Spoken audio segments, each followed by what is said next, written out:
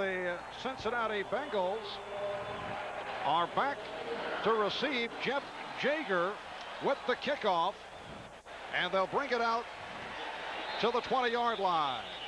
So the Bengals winning the toss, and they will start up from their 20.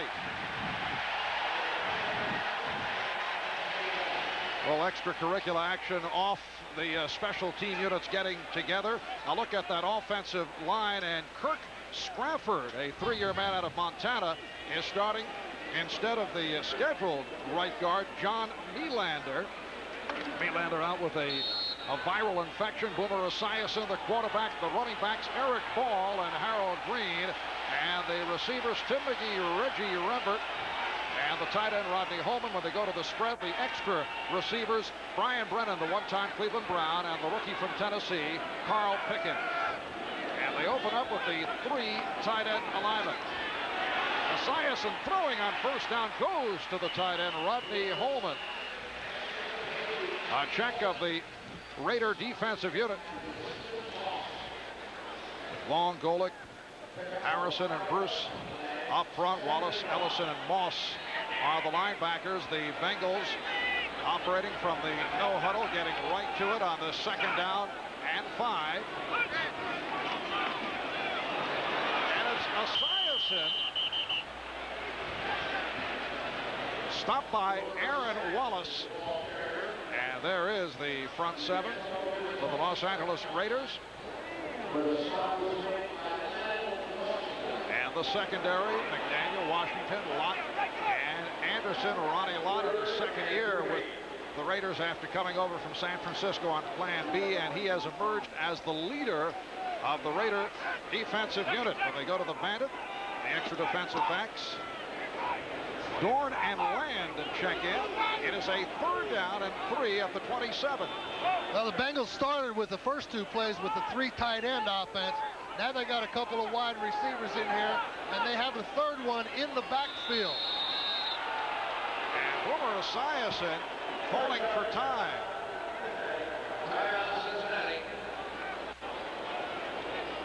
So Boomer did not like the looks of things as he checked out the defense, and the timeout is taken.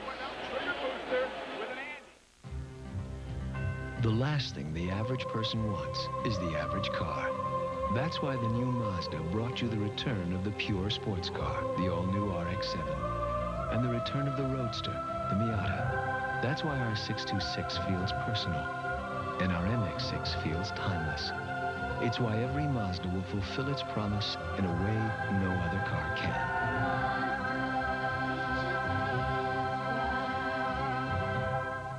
Susie Hamilton, U.S. middle distance runner. What was good enough yesterday just isn't good enough today. You can't hang on to old victories. That's what performance is all about.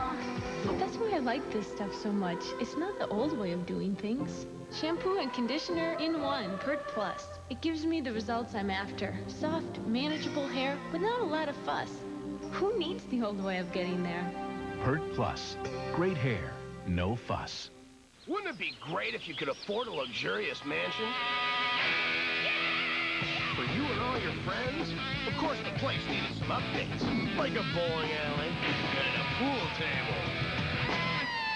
Naturally, you'd have an open house. Folks here with beer. Harold, do something! Icy, cold-filtered Keystone, Keystone Light, and Keystone Dry. Bottle beer chased in a can. Now, wouldn't that be great? At 33 years of age, David Shula, the youngest coach in the NFL. I asked David, did he talk to his dad after the win over Seattle on Sunday? Billy said yes. His father called, said congratulations, but I've got to go. I have a meeting. Yeah, he didn't pay too much attention to that win. He's got his own problems.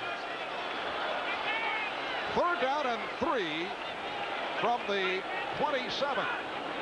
The lone deep back is Harold Green. And Esiason trying to connect with Tim McGee, who took the hit from the left corner, Terry McDaniel. And Andre Bruce, number 56, was right on Esiason there. He gives him a good lick. They just turned him loose on the protection. The Bengals obviously missed an assignment there.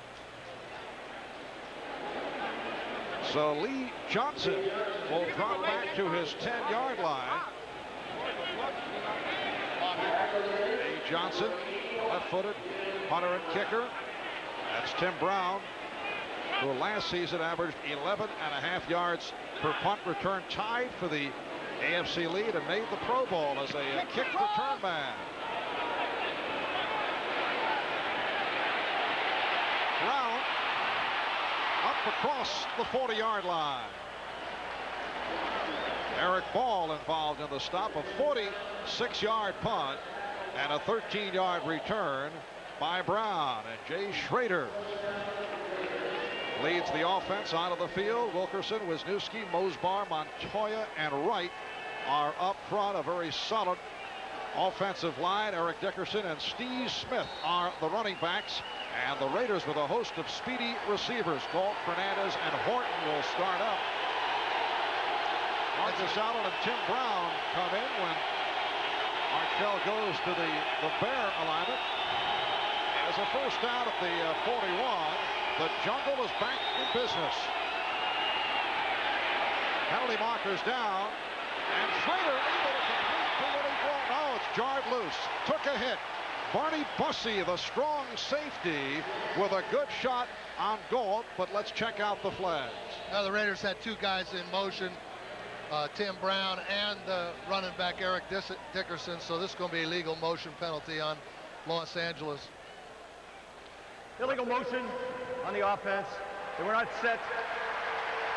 Penalties declined. Second down. Referee is Dale Hamer. Cincinnati's front seven: Rogers, Crumbride, mids up front. The linebackers Francis, Bentley, Walker, and Stubbs. And in the secondary, Jones, Thomas, Bussey, and Vincent. David Fulcher out of action with viral meningitis. He'll miss the first 4 games of the season. Second down and 10 from the 41. Dickerson is stopped for a loss.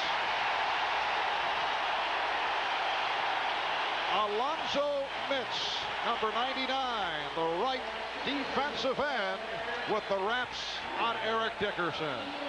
Well, one of the things you try to do on long yardage, obviously, is the draw play. Here you go, Dickerson on the draw, but the Raiders left tackle, Bruce Wilkinson, must have missed Alonzo Mitz because he's 5 yards in the backfield. Sometimes when you try that draw against the pass rush, the quickness of those defensive linemen take them right into the play, and that's what happened right there. And this crowd is reacting. As I mentioned, the Jungle at Riverfront is back in business. The screen goes incomplete. Intended from Marcus Allen, who has been a forgotten man. And that is the new defensive coordinator of the Bengals, Ron Lynn, who certainly had to enjoy that opening Raider series. Well, he tried to put a little pressure on Schrader there with the screen. The Raiders are in good position to execute that screen, but Schrader's throw was a little errant, and Allen couldn't handle it. It was a zone defense. They could have made pretty good yardage if that ball was completed. Jeff Gossett is back at his 20, and he is a directional punter. David Shula telling us that they would go with 2 deep. Well, you see they have them back there right now. They've got Carl Pickens and Milt Stegall. They're trying to compensate for this directional punting. And it's taken by Pickens. So the rookie from Tennessee was handcuffed. Elvis Patterson, a close personal friend of yours from his days as a Giant, in on the tackle. It's like a poltergeist. It's incredible. It was the noise of that wind. Like a bomb went off. I just don't know where we're going to begin. When people buy insurance, it's not a tangible item. They can't turn around and take it and put it on a table and admire it. Feels good to have a friend and have a company like Allstate behind you. I don't have a roof, and I'm smiling. We're going to get the place fixed up. We're going to have a home again. Now you're going to see exactly how good your insurance company is. Although most human beings instinctively join herds, there are those who simply don't look for safety in numbers. For this rare breed, we introduced the '93 Mazda 626 ES with a V6, an airbag, and ABS. Designed by the new Mazda, a company known for doing things differently. For drivers who feel the same way. The all-new Mazda 626.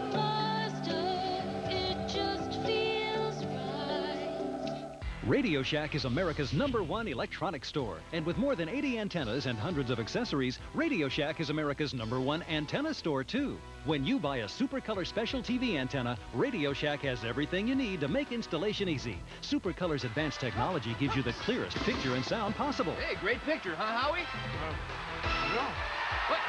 Two great antenna values starting at only $24.88, just in time for football. Nobody compares to Radio Shack, America's technology store. The NFL on NBC is brought to you by the new Mazda. Mazda, it just feels right. By Radio Shack, America's technology store. Nobody compares. By Goodyear, #1 in tires. And by cold filtered Keystone, Keystone Light and Keystone Dry. Bottled beer taste in a can. Wouldn't that be great? Welcome back to Cincinnati. Elvis Patterson, one of the leaders of the Raiders special teams. As I mentioned, a one-time Giant in on that tackle a moment ago. You're the man who dubbed him Toast when he was a member of your defensive secondary. What was that all about? Well, that was really an affectionate term of endearment. He was getting beat so frequently in practice, he was getting burned, and so we started calling him the Toast. First down from the 15. Esiason with the tie. And he goes incomplete, intended for Reggie Rembert. Eddie Anderson on the coverage. Of course, Elvis had a different interpretation. He claimed that he was the Toast of the town, but now he says he's the Ghost. He's changed the nickname because he said on special teams where he has excelled, opponents don't know where he's coming from. Very lovely chain that referred to Casper, the Ghost. Well, he was the Toast of the town one day down in Philadelphia when he intercepted a pass in 1985 and ran it back for a touchdown, and that's when he began to think of himself as the Toast of the town. Harold Green with the good run, stopped by the free safety. Eddie Anderson, that goes for 8. It sets up a 3rd down and 2. I know Elvis had a license plate while he was a member of the Giants that said Toast. He's changed that to Ghost. He said Toast is the East Coast license plate that he maintains. Ghost on the West. No score with 3.5 gone by in this first quarter. Boomer off the roll. Intended for Reggie Rembert, who last week came up with 5 receptions for 47 yards, despite the fact that he has been bothered by a sore neck. Reggie Rembert just doesn't get his feet down in bounds or have possession of the ball, and is very, very good coverage on the part of Lionel Washington, the right corner. Tight on Rembert. Rembert can't handle that reception. Bengals use interchangeable parts on their offense. They train their backs to be wide receivers. That last play had Eric Ball split out wide. They train their backs to be tight ends. They train their tight ends to split out sometime. It's kind of a unique offense with interchangeable parts. Good punt by Johnson, and at the last instant, Tim Brown called fair catch. That's a 52-yard punt for Lee Johnson. So when we come back, the Raiders back to the offense. Just because you go all out doesn't mean you got to stink. Not if you're wearing this. And here comes your chance to prove it. And you will, because Old Spice works. Man, does it work. Fights wetness, kills bacteria. The proof? Hey, hotshot. You're looking at her. Old Spice antiperspirant for great odor protection. You demand proof, not promises. Some of us are self-cleaning. Some of us aren't. Clean, not so clean. Groomed, oh well. Oddly enough, it's the same with water heaters. Some don't care how messy they are, but state water heaters self-clean with a patented way to prevent harmful sediment buildup. And since they use natural gas, they heat water for half the cost of electricity. For those other self-cleaners. Clean natural gas, America's best energy value. Once in a great while, a car comes along with such timeless beauty, such intrepid performance, you can't help but make predictions. What do you do when you think something is destined to be a collector's item? You put one away for safekeeping. The new MX-6 from the new Mazda.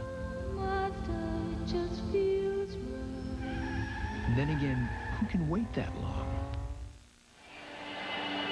Art Shell in his 3rd year as head coach of the Los Angeles Raiders, his 25th year in the Raiders organization. A Hall of Famer after playing 15 seasons with the Raiders. He was telling us yesterday, obviously he'd like to see Jay Schroeder do well, but if things do go astray, he would have no problem at all in making the move today to Todd Marinovich. Well, I think he's trying to give Jay Schroeder the benefit of the doubt. I think the whole organization is, but if things don't go well, I think you're going to see Marinovich.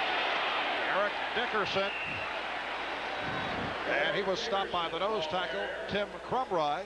We're set for an update. Let's go to our New York studios for Bob Costas. All right, Marv, performing against his old Seahawk teammates, Dave Craig will throw his first Kansas City Chief touchdown pass. He'll find J.J. Burden over the middle, then Burden outruns 3 defenders to the goal line, and KC goes up 7-0. Meanwhile, Bill, your old club, the Giants, trailing at home against the Cowboys. It's already 14-0 Dallas at the Meadowlands. All right, Bob, Giants trailing 14-0 to the Dallas Cowboys, Bill. Well, I'll tell you, that's hard to believe at Giant Stadium. The Cowboys haven't won up there in about 6 years.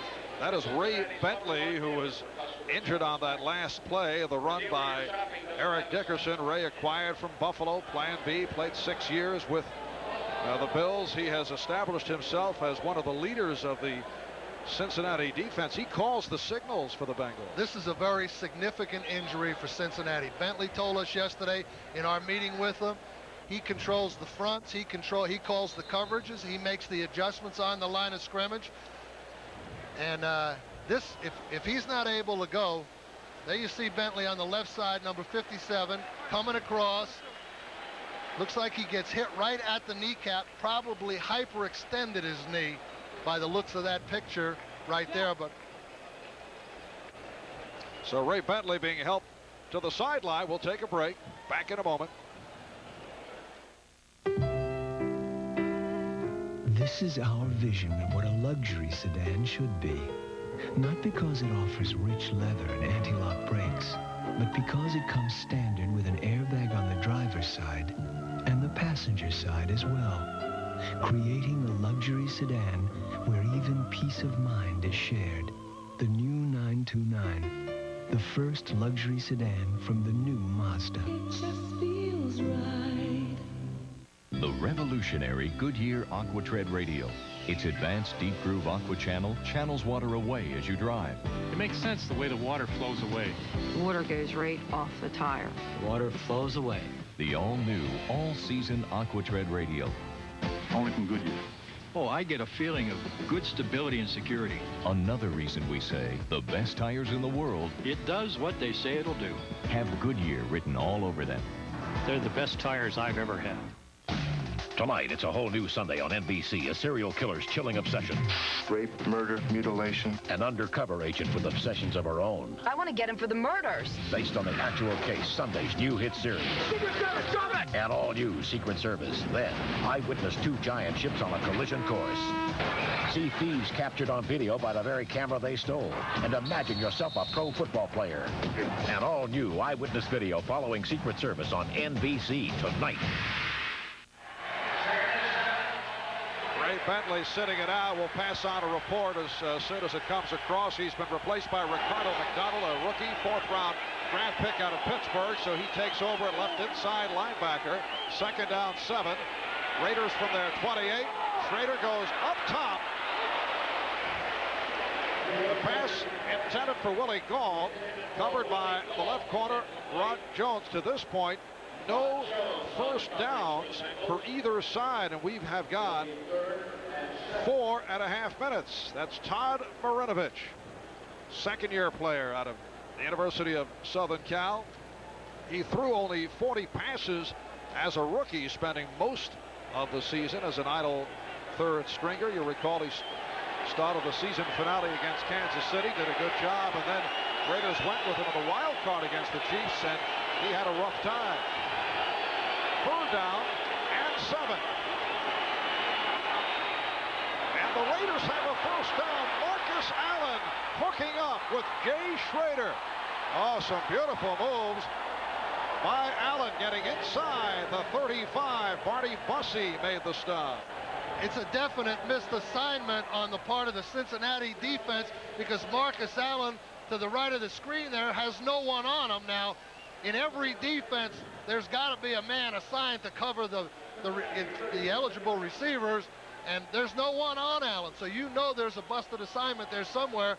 May have been the new entry, Ricardo McDonald, who just got in the game. 38-yard pass play. Marcus Allen last week carried the ball only once for 4 yards, coming off an injury-hit season. First down at the 37. Schrader getting the time again. There's a man wide open. Touchdown, Tim Brown.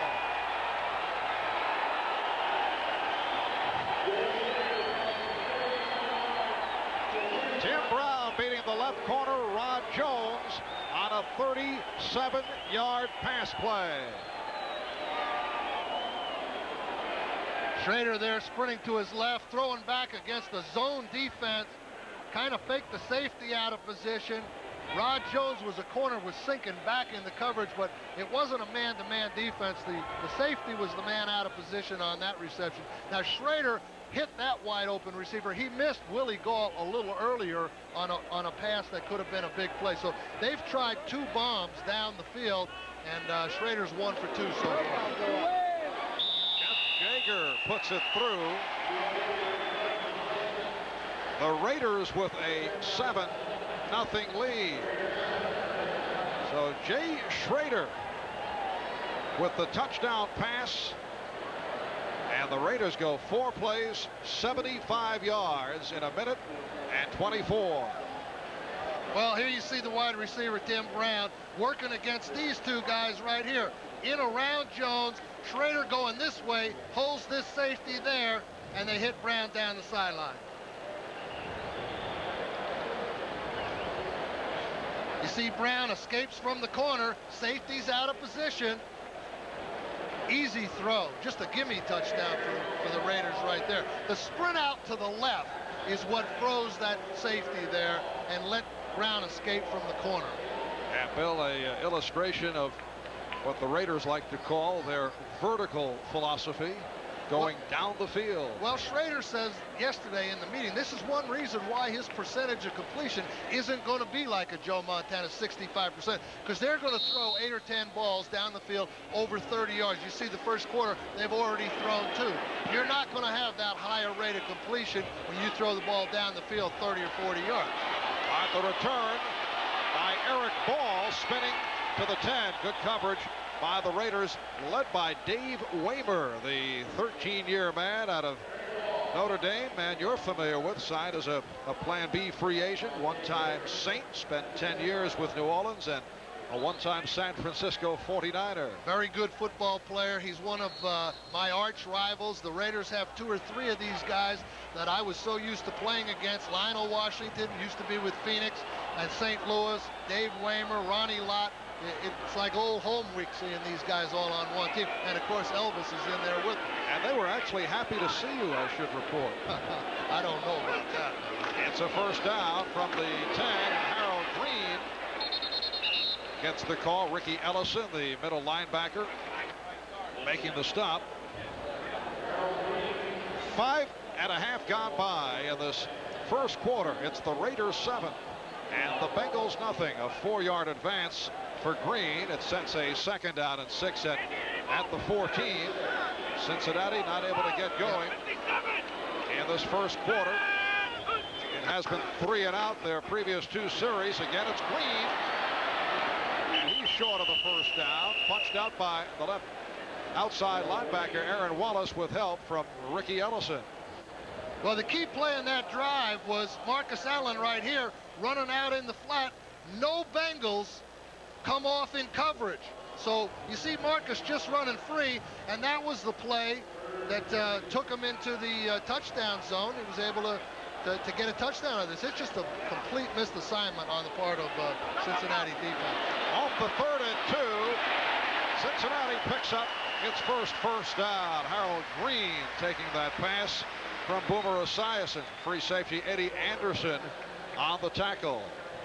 Well, they're putting 4 receivers out to one side. All those tight ends release down the field, and then they screen it off to Green in the hope that Green will be away from the defender assigned to cover him in the Raiders' man-to-man defense. So that's the idea that Cincinnati's trying to employ.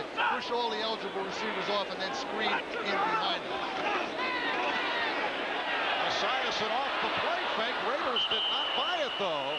The pass went behind the tight end, Jim Riggs, and the Cincinnati offensive unit hearing a smattering of boos from the crowd. Well, those play fakes against the Raiders with those deep safeties back there, Eddie Anderson, are not going to be too effective because the Raider defensive back's a good fake by Boomer. He's got plenty of time. Doesn't see the deep receiver open and then just tries to outlet it to his tight end. It's a 2nd and 10 at the 23. 8 minutes to go in this first quarter. Raiders 7 and the Bengals nothing.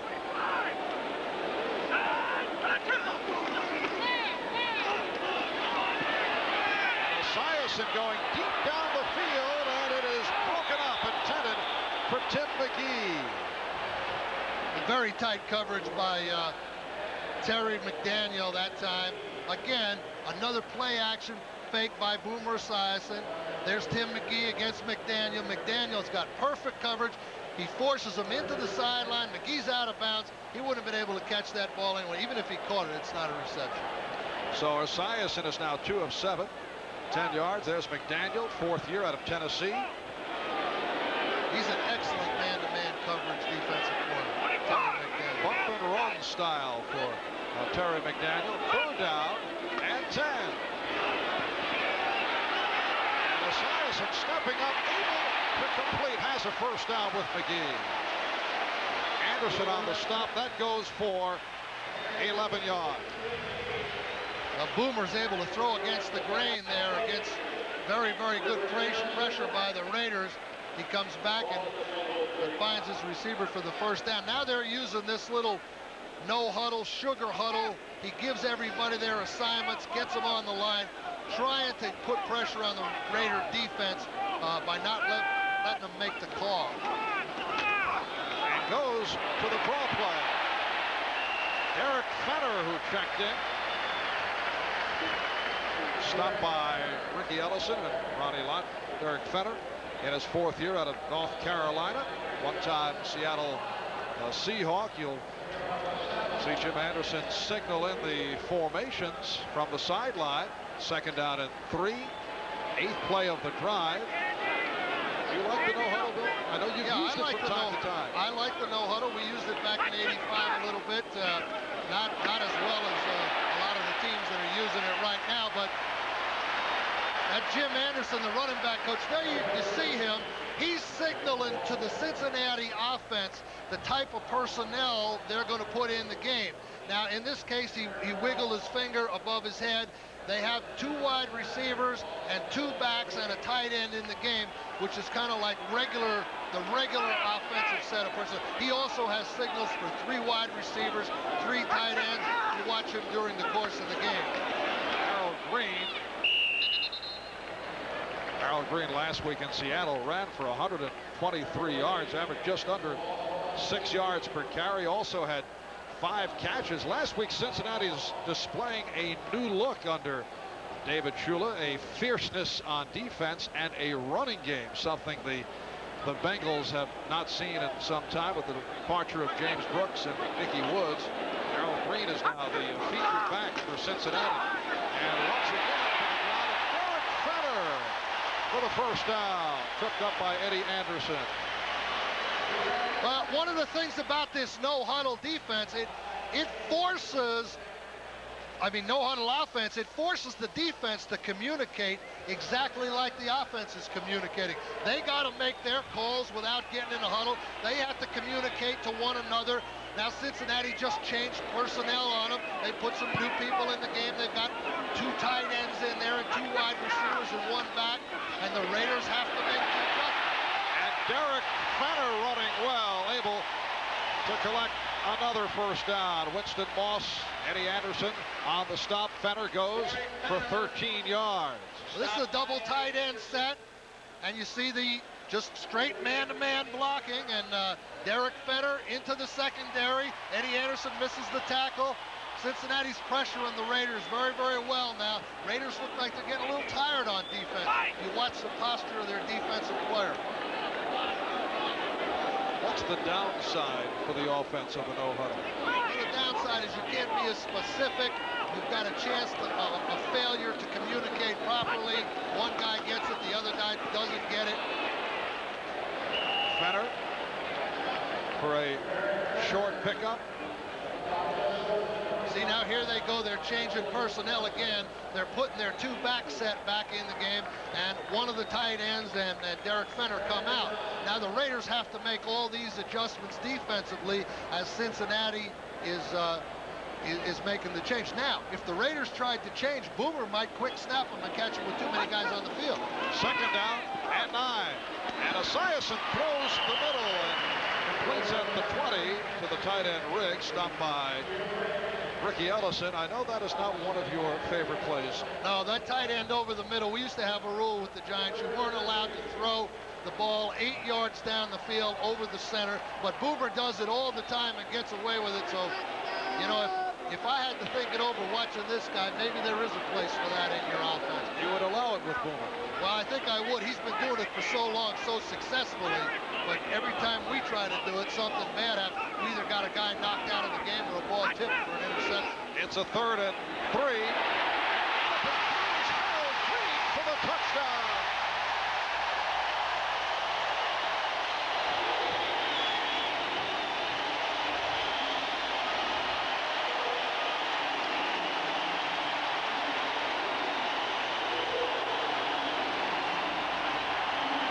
Good-looking drive that began back at the 10.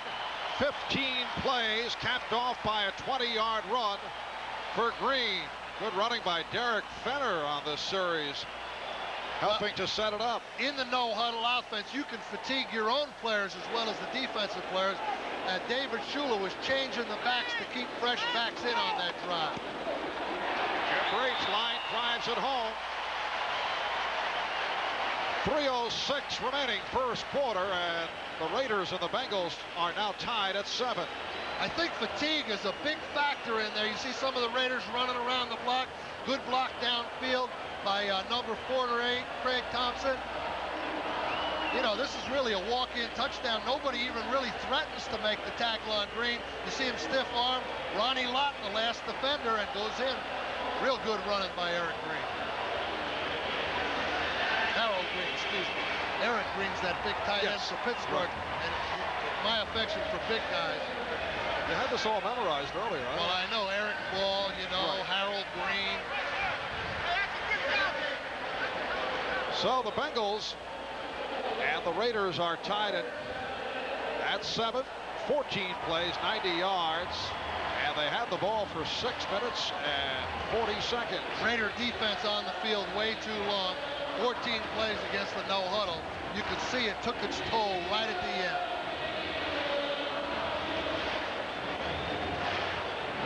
Lee Johnson will kick to the combination of Sam Grady and Dan Land.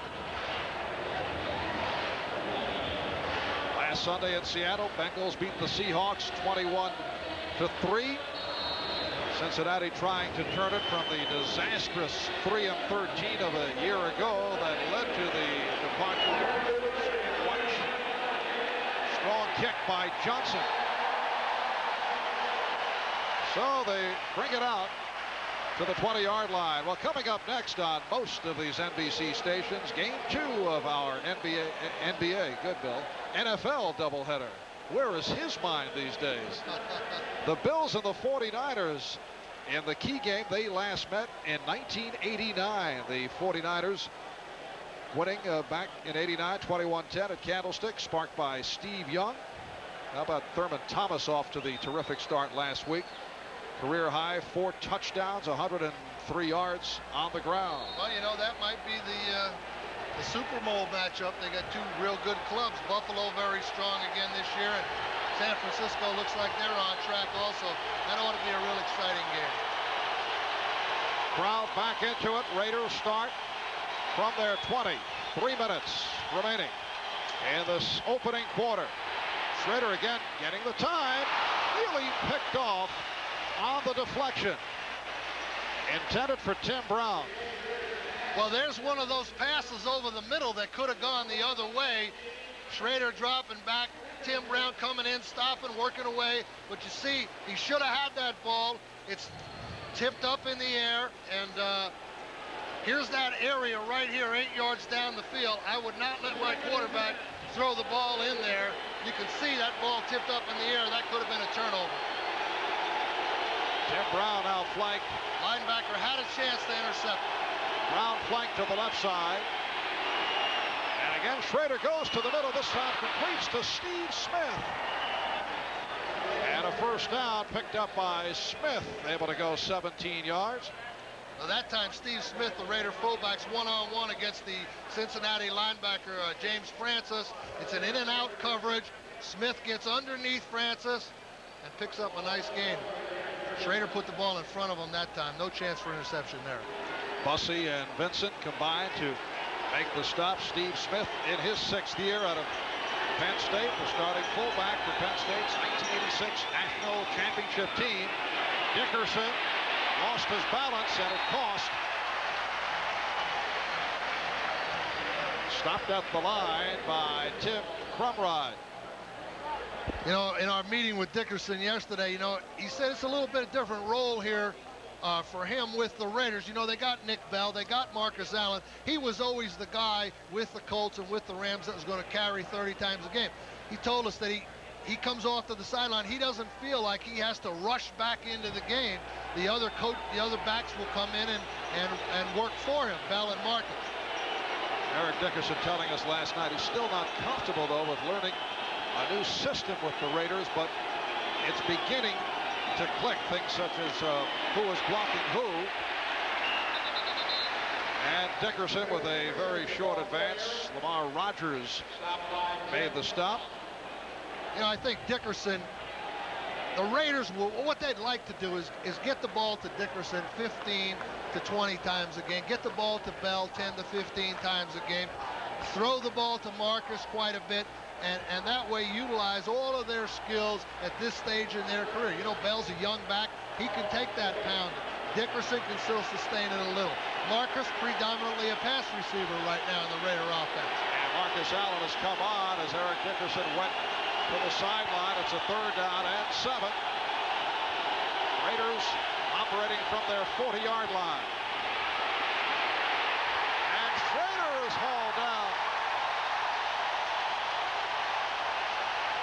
So the Bengals, who had 6 sacks last week, come up with their first of the day. It's a combination of Crumrye and Mitz. Well, here's one of the things that Ron Lynn does. There's 10 guys on the line of scrimmage, only 1 back here. A lot of blitz possibilities from all these guys. Schrader's trying to call the audible to get rid of that ball. This is one thing the Raiders have to be concerned with against the Ron Lynn defense. That 10-up, that 8-up look, constant pressure by the Bengal defense. Second punt of the day for Gossett, as earlier went for 50 yards. And the fair catch called by Carl Pickens. This for 48 off the foot of Gossett. Only 3 seconds remaining in the first quarter. And the game is tied at 7. A reminder, Wednesday starts with the season premiere of Unsolved Mysteries right here on NBC. You'll see amazing footage of a UFO encounter, and then don't miss the 1-hour season premiere of the Emmy-winning Seinfeld. Unsolved Mysteries and Seinfeld. That's right here on NBC on Wednesday. Cincinnati from its 19-yard line. Final seconds of the first quarter. Swing pass for Green with a flag thrown, and he is rocked as he crossed the 20-yard line. Time has run out in this first quarter. Ricky Ellison, Ronnie Lott combining on the stop.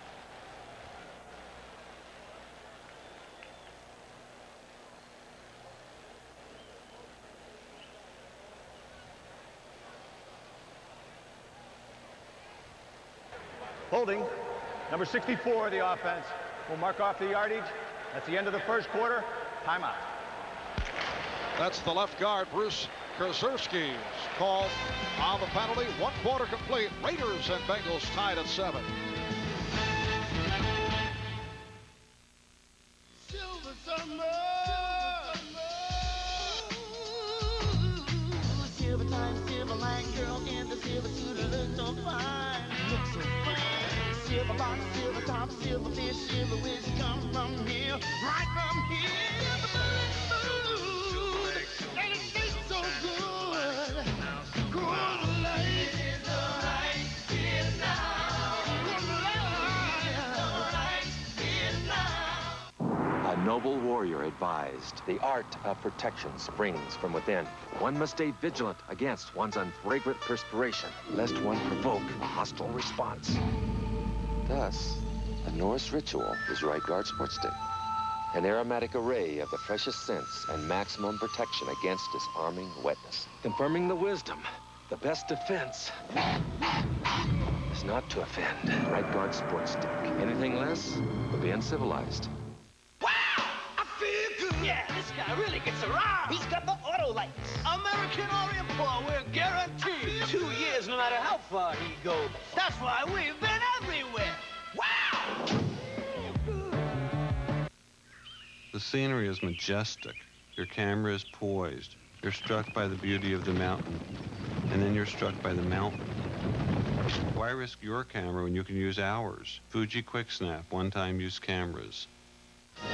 On an unsolved season premiere, eyewitness encounters with a UFO. It was not from this planet. Exclusive home videos prove this is no hoax. The season premiere of Unsolved Mysteries, NBC Wednesday. Back at Riverfront in Cincinnati, Marv Albert with Bill Parcells. As we head to the second quarter, the Raiders in Cincinnati are tied at 7. Boomer Esiason starting out from the 7-yard line as this second quarter gets underway. Green try to make the turn, and he was cut off by the free safety Eddie Anderson along with the outside linebacker Aaron Wallace. This is a dangerous situation for Cincinnati's offense. 2nd and long against a real good Raider front pass rush area. Backed up, you know, you don't want to get caught for a sack back here. I think that's why Boomer's first down selection was a little conservative to draw. Boomer Esiason coming off a subpar season through 16 interceptions. Ranked only 11th among AFC quarterbacks, intended for Reggie Rembert. Well, there's another one of those tip balls that I was talking about. This is the reason why I really don't like to throw the ball in this area, or I didn't like to throw the ball. See Boomer trying to lay it over the middle there, and Howie Long jumps up, deflects it, and here's 2 Raider guys with a chance to maybe make the interception. It is a 3rd and long from the 7. Esiason is 4 of 10, only 28 yards. Cincinnati has done it on the ground. 78 yards rushing. Raiders with only 1 yard on the ground. Eric Ball is stopped, and that gets a reaction from the crowd as the Cincinnati punting unit will come on. Well, I think that's a good call by David Shula. It's 3rd down and about 15 yards to go. The chances of executing that completion here are very minimal, so he decided to play another day here. They're going to try and punt it out and get better field position. Lee Johnson, who has punted well, is back in his end zone. Tim Brown, one of the best in the game, is back at the 45-yard line. Last year here in Cincinnati, he returned a Lee Johnson punt, 75 yards for a touchdown. Raiders walloping the Bengals 38-14. Well, Well, the Raiders using a twin safety setup also, I think in an effort to catch any errant kicks. It's a left-footed kicker. He shanks the ball just every once in a while. And Steve Ortmeyer, the special teams coach, told me that he might use the twin safety himself, and there it was. 38-yard punt by Johnson.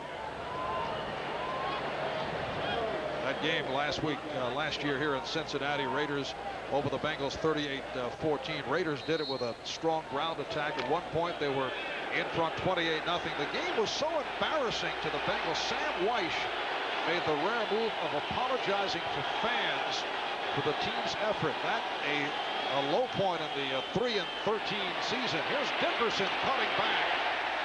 Stopped by Kevin Walker.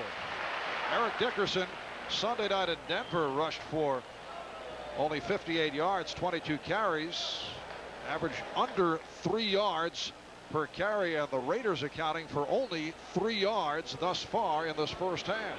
Well, he told us last night in the meeting that, he doesn't really spend much time watching football or any other sports. He just plays football, and when he's not playing, he does other things. Eric claimed that he's not a sports fan, although I did happen to see him at several Indiana Pacer games in Indianapolis. Says he just does not watch sports, just not a fan. That includes football. Steve Smith on the reception short of the first down, stopped by Kevin Walker. Hey, nothing wrong with that, but it's surprising to hear a professional athlete say that.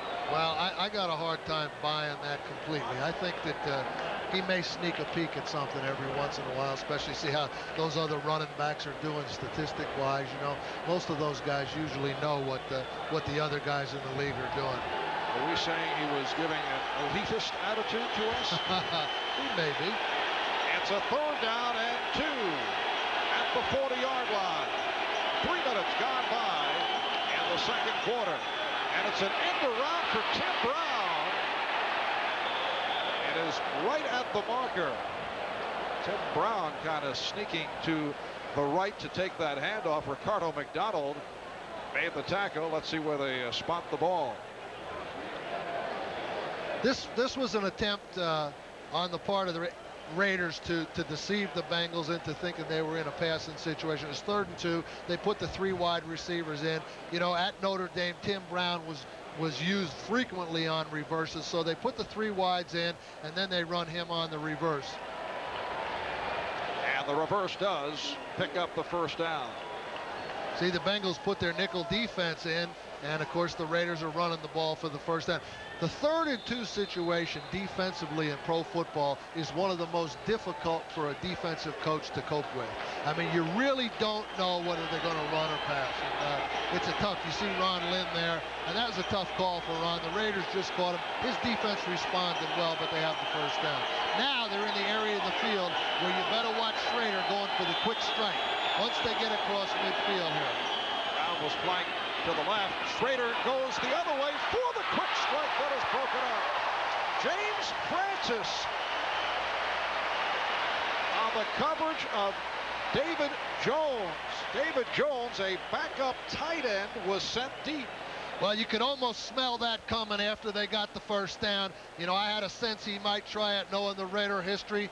And, of course, Schrader a little bit disappointed that he didn't get the ball out a little further for Jones to run under it. But that's the area of the field where you really have to watch for the quick strike first down in that situation. It'll be a 2nd and 10 at the 38. David Jones, the intended receiver, first-year player from Delaware State, Plan B free agent. Spent last year on injured reserve with the Chargers. Schrader wants to talk it over. Timeout taken. 11-12 remaining, second quarter. The Los Angeles Raiders, Cincinnati Bengals tied at 7. Families are big business, so everybody says theirs is a family car. All right, tell me it has 90 cubic feet of passenger space like a Subaru Legacy then. Enough room for 5 so you're close but not touching me close. Tell me it has a quiet, horizontally opposed engine like the Legacy. There's enough noise already with a family. Tell me it offers all-wheel drive and anti-lock brakes like a Legacy. A family car is for my family, not some other family I don't care so much about. Tell me I have the money. I want to know what to drive.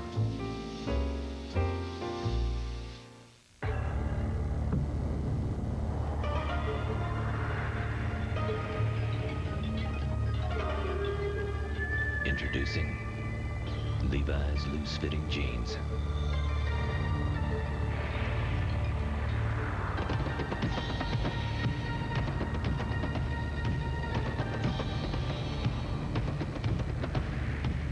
A loose interpretation of the original. Yo, guys, this is Yogi. You can't top the Pringles pop. The taste is top. Pringles? I haven't tried them in years. Pringles taste better than these bag chips. Check it out, yo. I'll believe it when I believe it. So? I believe it. They taste better. Yeah. Observe. Bag chips feel greasy. Grease don't taste good. Taste tastes good. Yeah! Once you pop, you can't stop. Well, there were tense moments for the Cincinnati Bengals organization throughout the week. Earlier in the week, 20 current former Bengals players were named as defendants in a lawsuit filed by a woman who claimed she was gang raped by members of the team. 10 of the players accused with rape, another 10 accused of watching but not stopping the alleged attack. And throughout the week, players would not comment on the lawsuit. As head coach, how do you react to this type of situation? We'll get to that right after this play as Schrader has a 2nd down and 10 and again goes deep. Touchdown! Sam Grady beating the left corner Rod Jones. Well, that was just outright speed there. Sam Grady, the fastest man on the Raider team, just simply outran the Bengals cornerback Rod Jones. And again, I mentioned before that quick strike area of the field, and 2 out of the last 3 plays, Schrader has gone for it. Beautiful throw by Schrader. No one has a chance to catch that ball but Sam Grady, and that's what speed will do for you, and that's what the Raiders have, a lot of it.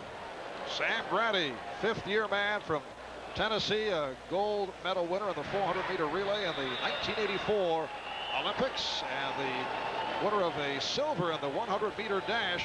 37-yard pass play, 5 plays, 48 yards, 2 minutes 24 seconds, and the Raiders take a 14-7 lead.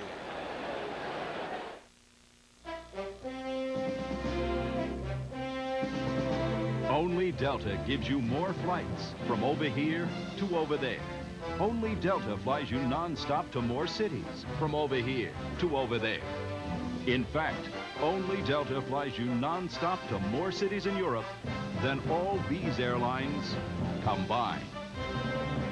Delta, we love to fly, and it shows the world over.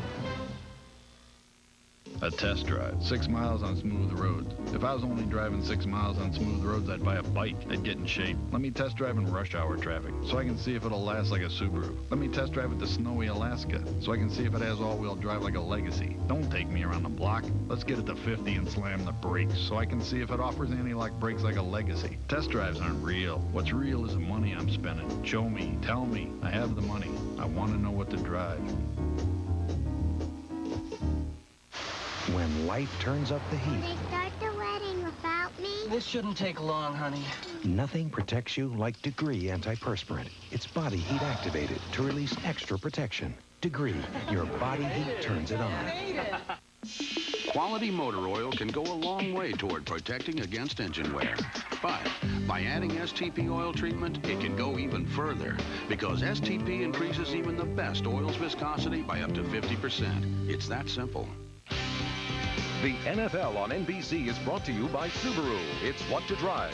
By Delta Airlines. We love to fly, and it shows.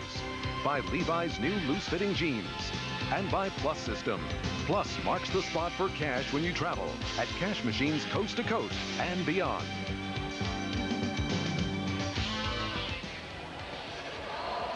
Four minutes gone by in the 2nd quarter. Capacity crowd here at Riverfront, and they just saw Jay Schrader throw his 2nd touchdown pass of the game to give the Raiders a 14-7 lead. Well, he's got 132 yards, 5 out of 10. He's doing a little to quiet down those people that are calling for Todd Marinovich. He's off to a pretty good start today. The return by Milton Stiegel.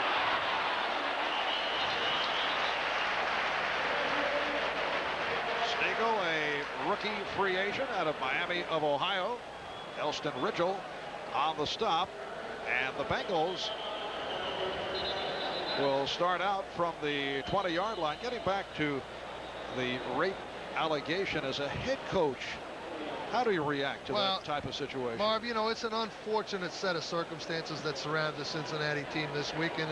The Bengals did their best to sequester the players from the media and the press. You know, the Bengals aren't insensitive to these allegations and talking with the people there, but they think that they're going to be answered in court. And quite frankly, the coaches didn't feel like the players were really bothered or distracted too much by what went on this week. And as I said, they're not insensitive to it, but they think it's going to be settled later. Injured player Derek Gainer being helped off.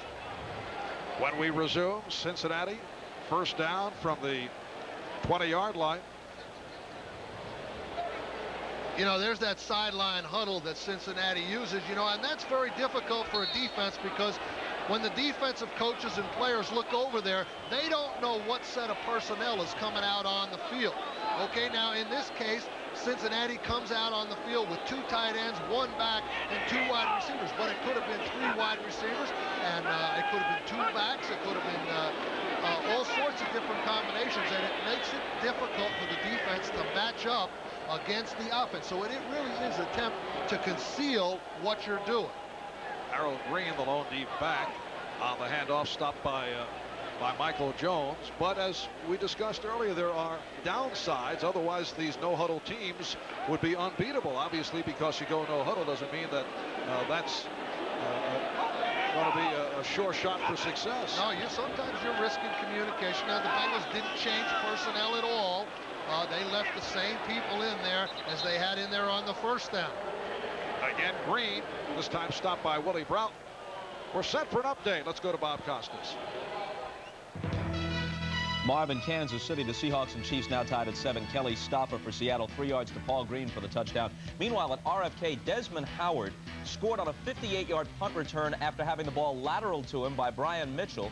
That put the Skins up 14-0, but Deion Sanders ran back the subsequent kickoff 100 yards for an Atlanta touchdown. What a game at RFK. It stands 14-7 in favor of the Skins. Marv? All right, Bob, back here in Cincinnati, 3rd down and 3 from the 32-yard line. Esiason can't find anyone, then dumps it off and has a first down. Carl Pickens run out by the free safety Eddie Anderson. A little ad-lib there by Boomer Esiason. It goes for 18. Well, it's a classic defensive mistake. Now, the rule on defense is you stay back until the quarterback crosses the line. But you see the right corner, Lionel Washington, coming up, and Boomer sees it and just lays it right over his head. The rule is you stay back until the quarterback crosses the line. That is the longest completion of the season for Boomer Esiason. It goes 18 yards. Now the Bengals are back switching personnel again. Now they're back in the 3 tight end situation. First down from midfield. Harold Green with a short pickup. The strong safety Ronnie Lott made the stop. Bob Costas mentioning that 100-yard kickoff return by Deion Sanders. Nice way to get back into it for the Atlanta Falcons. Well, that's a position where you don't really have to practice too much to be effective. You know, he's been running kickoffs back all his life. Now, Boomer's in the quick strike zone right here. He might look for something like the Raiders pulled a minute ago. And he goes the middle on the 2nd and 6. That is short of a first down. Rodney Holman with the catch. Michael Jones made the stop. Could you accept an arrangement of a part-time player?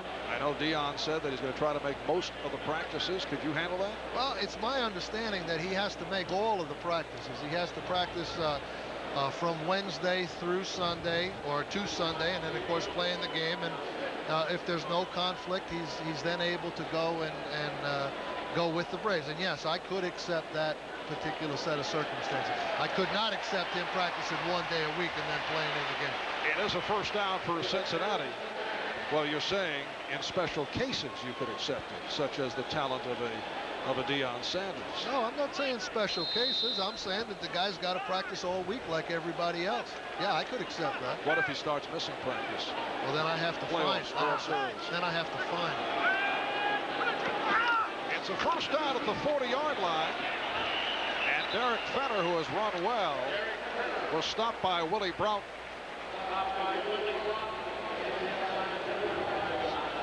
A reminder tonight, it is a brand new night here on NBC, an all-new Secret Service, followed by an all-new eyewitness video. That's tonight right here on NBC. Second down, 5.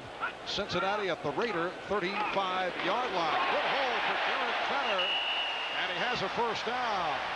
Last week, against his former team, the Seattle Seahawks, Fenner carried 9 times for 32 yards. He's already surpassed that. 6 carries for 43 this afternoon. Well, again, Cincinnati's in one of these drives where fatigue looks like it's starting to overtake the Raider defense a little bit. They're starting to pressure them the way they did in that first drive with this power running straight at him. They're using Fenner and Green in the series. 87 Riggs in motion. Esiason off the play fake. Intended for the tight end, Jim Riggs, covered by the outside linebacker, Aaron Wallace. Another example of the quarterback on first down going for the touchdown strike. That play was an intended deep pass to the wide receiver, but it was covered very, very well by the safety, Eddie Anderson, and Boomer had to let it out to his tight end. Another long drive. This is the 9th play of the drive. Second down, 10. At the 27-yard line. Raiders 14 and the Bengals 7. Halfway through the second quarter. Draw play for Fenner. And again, it's Willie Broughton on the stop. Willie Broughton, wearing number 97 in his 5th year out of Miami, a one-time Colt, one-time Cowboy, sat out all of last season because of an injured back. Well, these Raiders are really loaded with defensive linemen. At practice yesterday, watching them, they just have such a good-looking physical group of guys. You know, Tony Smith and Nolan Harrison, Howie Long, Bob Golick. I mean, it's a real good. And Scott Davis isn't even here. He's up in Illinois holding out. Third down and 8. Esiason on target with Tim McGee for a Cincinnati first down. Wallace and Lott combined to make the stop. That's a 15-yard pass play. Well, the Raiders elect to play a zone defense. Andre Bruce, pretty good pressure, but again, there are spots in the zone, and McGee hooks up outside the numbers, and Boomer's right on target, and the ball got there in a hurry. Now they're back in this power offensive set using these tight ends. They'll probably go straight at the Raiders here.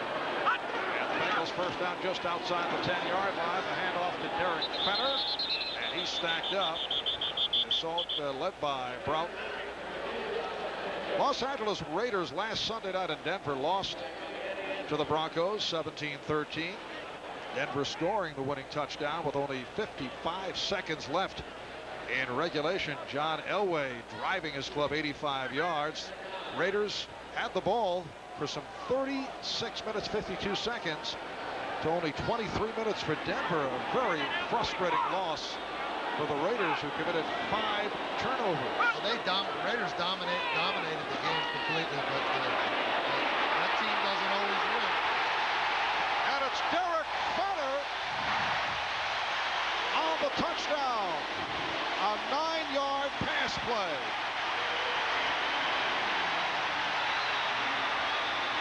So the Bengals are within 1.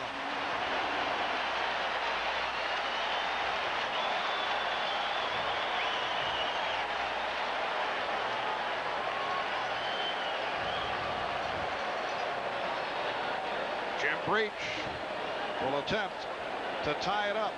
Lee Johnson will put it down. 12 plays, 75 yards. Cincinnati had the ball for 6 minutes and 2 seconds. Well, Boomer fakes into the line to Fenner and then releases the ball to him on an outlet pass. Cincinnati and LA are tied at 14.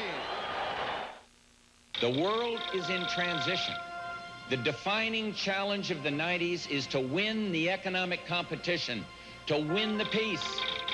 We must be a military superpower, an economic superpower, and an export superpower. In this election, you'll hear two versions of how to do this. Theirs is to look inward. Ours is to look forward. Prepare our people to compete, to save and invest so we can win. Here's what I'm fighting for. Open markets for American products, lower government spending, tax relief, opportunities for small business, legal and health reform, job training, and new schools built on competition ready for the 21st century.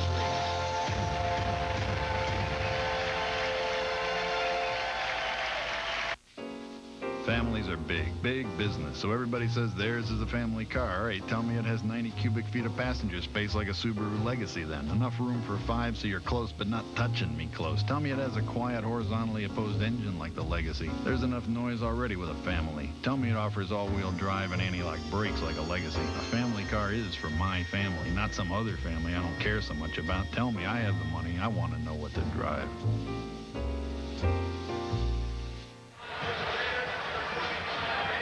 Two touchdown passes thrown by Schrader, one to Brown, one to Grady. Green with a 20-yard run, and Asias into Fenner just a moment ago on a 9-yard touchdown pass. So the Bengals and Raiders tied at 14 with 5:02 remaining in the first half. Marv Albert, Bill Parcells from Riverfront in Cincinnati. A line drive kick handled by Sam Grady. Getting across the 25-yard line. Well, you see Derek Fenner. Boomer's going to fake it to him right here, and then Fenner's going to hide and wait. After Boomer gets back, he's going to leak out, come down here, and Boomer's going to release it to him. You see Fenner making the fake. Boomer hides it very well. He just kind of freezes right there on the line, then leaks out. Boomer finds him as a secondary receiver. Mike Jones misses the tackle, and Fenner's in for the touchdown. Raiders from their 28-yard line.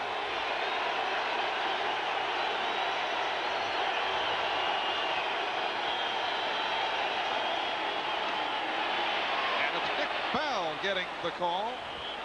Nick Bell at 6'2", 250 pounds, a second-round draft pick out of Iowa last season. A very big running back with exceptional speed and quickness. I can only think of one guy who even compares with Nick Bell size-wise, and that's Ironhead Hayward playing for the Saints. I really couldn't believe, this is the first time I'd seen Nick Bell in person, I really couldn't believe the physical stature and the size of this guy. 255 or 60 pounds playing halfback. That's a first for me. It is a 2nd and 5 from the 32. And Schrader able to complete, just did get it off. Ethan Horton battling for the marker, stopped by Kevin Walker. Ethan Horton is a guy that the Raiders picked up a couple of years ago, former #1 draft choice of the Kansas City Chiefs as a tailback. Now, Al Davis has a unique eye for talent. He's probably the best in the NFL at making projections to different positions. And in this case, Horton, tailback, shifts to tight end, and is having a fine career with the Raiders. They also have Mike Jones, who was a fullback at the University of Missouri, and now he's playing linebacker, number 52. Hoffman, #1 draft pick of Kansas City, and drafted as a running back. Schrader able to complete for the first down and some more to Tim Brown. Ricardo McDonald on the stop. That goes for 19, and Jay Schrader has been very sharp in this first half. Well, one of the things that the Raider coaches were talking about yesterday is when Schrader sees separation like he does right there, where Brown is not closely covered by anybody, he is a terrifically accurate passer in those situations and as good as anybody in the league. When the coverage is a little tighter is when he has the tendency to throw those errant balls. 7 for 12, 151 yards, 2 touchdowns for Schrader. And completes again to Steve Smith. So Smith out of the backfield, reaching out to the 41-yard line. Kevin Walker made the stop. Well, here's that situation where Brown doesn't have any Bengal defender within 5 or 6 yards. Gives Schrader that nice open view of him down in here. And as a result, the ball's thrown right on target, and he hits Brown right in the chest. Now, that last play to Steve Smith is the 3rd time that they've run that little fullback angle play on the pass this week. So that must have been a primary game plan thing for the Raiders going into the Bengals game. Steve Smith against James Francis. It's a 2nd and 1. Coming up on 2 minutes remaining in the first half, and Smith has a first down. Front made the stop. Now the 2-minute warning served up. Game tied at 14. We'll be right back. A test drive, 6 miles on smooth roads. If I was only driving 6 miles on smooth roads, I'd buy a bike. I'd get in shape. Let me test drive in rush hour traffic so I can see if it'll last like a Subaru. Let me test drive it to snowy Alaska so I can see if it has all-wheel drive like a Legacy. Don't take me around the block. Let's get it to 50 and slam the brakes so I can see if it offers anti-lock brakes like a Legacy. Test drives aren't real. What's real is the money I'm spending. Show me. Tell me. I have the money. I want to know what to drive.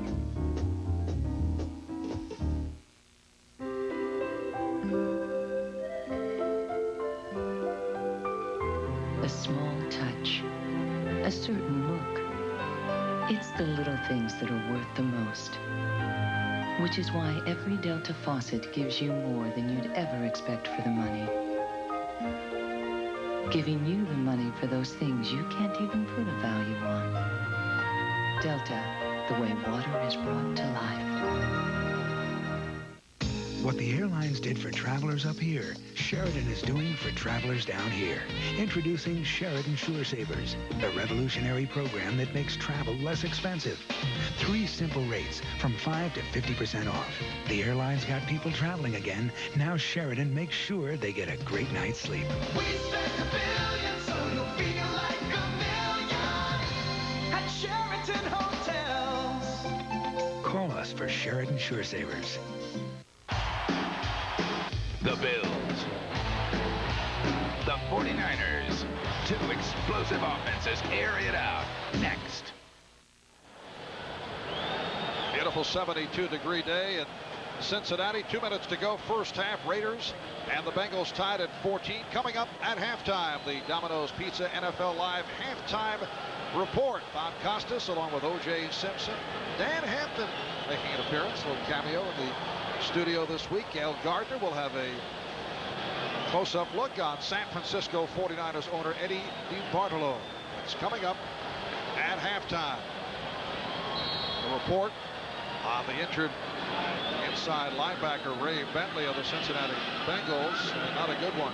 Torn left knee ligament. He's been replaced by the rookie from Pitt, Ricardo McDonald.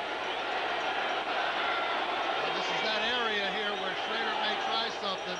Looked like he just called an audible. First down play, penalty marker thrown. Nick Bell, the ball carrier. Schrader has been on fire in the second quarter. 5 of 6, 70 yards, and a touchdown. We get the call from Dale Hamer.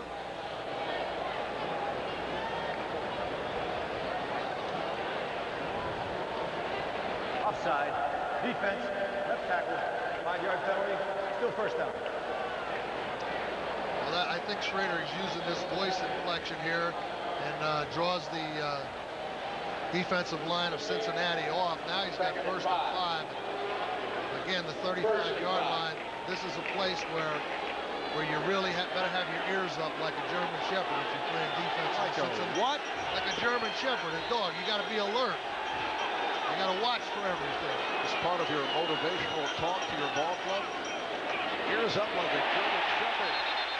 Well, James Francis had his ears up. Francis making the stop. Well, Schrader's got 2 timeouts. There's no sense of urgency yet, but it's just a straight hand off to Bell. Steve Smith leading through, but Not much movement there. We got a 2nd and 5 situation here. Schrader letting the clock run so he doesn't score too quickly and give the Bengals a chance to come back. And you see it running down to 1:20 remaining in this first half. Schrader has one of the best deep arms in the NFL, but has not been able to shake off the inconsistency. Daniel Stubbs trying to get to the ball. A timeout has been taken with 1:06 remaining first half.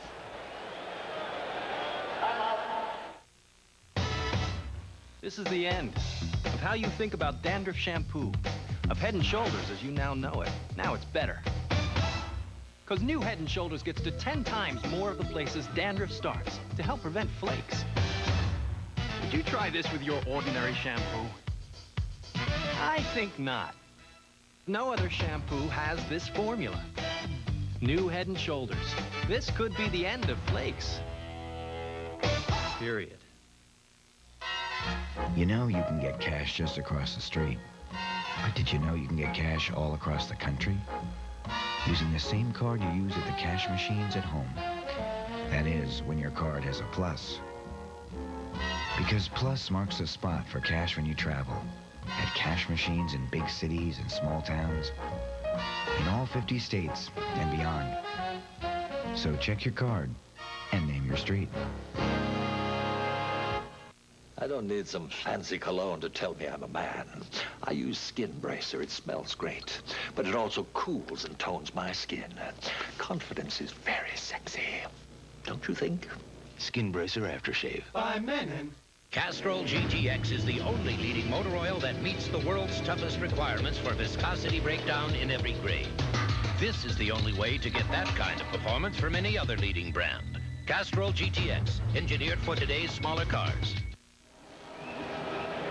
Well, here's where Jay Schrader just had the problem. Nick Bell, I believe, should be going this way. Schrader coming over to hand the ball off to him with Smith lead blocking, but Bell goes this way instead, and as a result, Schrader has no place to hand the ball. I think he's expecting Bell to come over and give it to him on a handoff, and Schrader just takes it up in the line. Now, this situation here, the first thing Schrader has to do in terms of getting the ball in the scoring zone is get this first down, because they're probably not in a good percentage field goal range right now with the ball on the 35. He wants to save the timeout for the field goal. So if he converts the first down, look for him to take his team to the line of scrimmage right away. Yes, this would be a 52-yard field goal attempt from this spot here. It's 3rd down and 6 at the 35. And Schrader does air it out. Pass intended for Tim Brown. Covered by the right corner, Eric Thomas. So it will be a long field goal attempt. Jager's career long is 53. This would come from 52. Well, here's that 10 up look again for Cincinnati, and only one back. 10 here, 1 here. Heavy blitz situation. Second time Ron Lynn has called this defense in the game. They drop a couple of guys off to cover, but it's that heavy pressure in the clutch situation that the Raiders have to overcome. A 52-yard attempt. No good.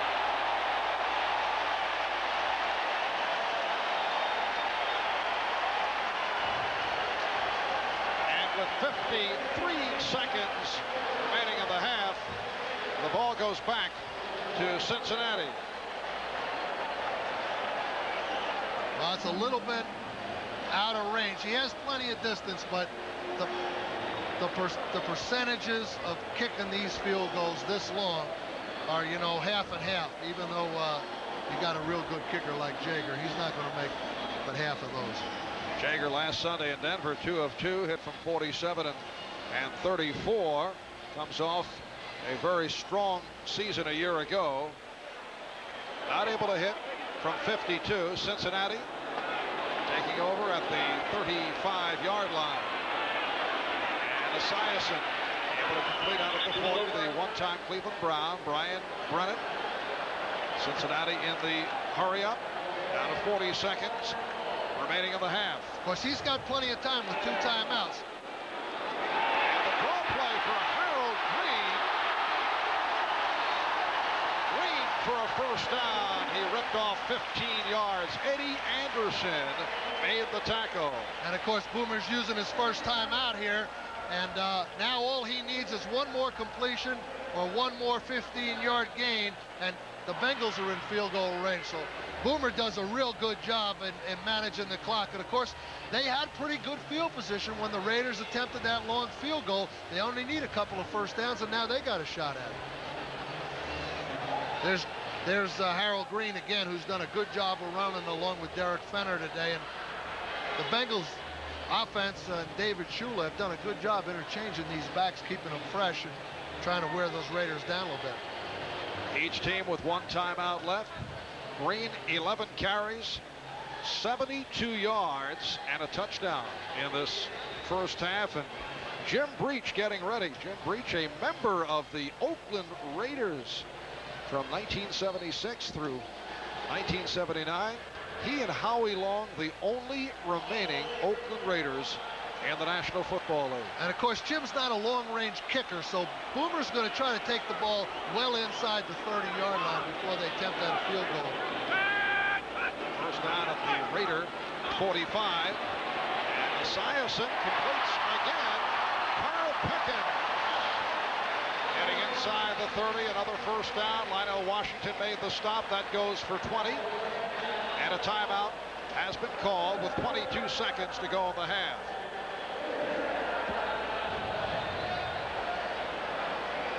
There you see the wide receiver Carl Pickens, number 80, on the top left of the screen, working against the zone defense underneath Anthony Bell and in front of Lionel Washington. Boomer just guns it right in there. Penalty marker has been thrown. Please negate the timeout. Negate the timeout.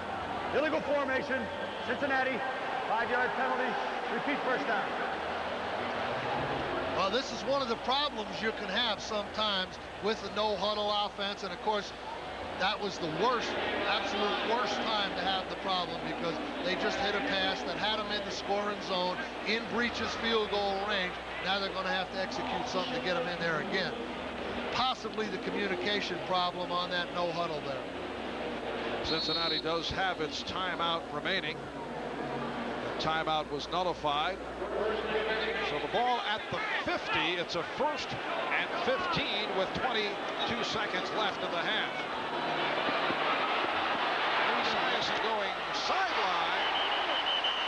And that is only a short pickup. Pickens again on the reception. And the clock is stopped with 14 seconds remaining. Well, the situation's changed here now for Boomer. With 14 seconds remaining, the only thing he's going to be able to do in order to try to get his team in the scoring zone is complete a pass and then run up, get his team on the line, and spike the ball for the timeout, and so that they can get the field goal team on the field and attempt the field goal. That's his only chance right now. Jim Breach working things over with Lee Johnson, the punter, who was also the holder. Well, coming up in the second half of our NFL doubleheader here on NBC, most of you will see Buffalo and San Francisco. That is coming up next.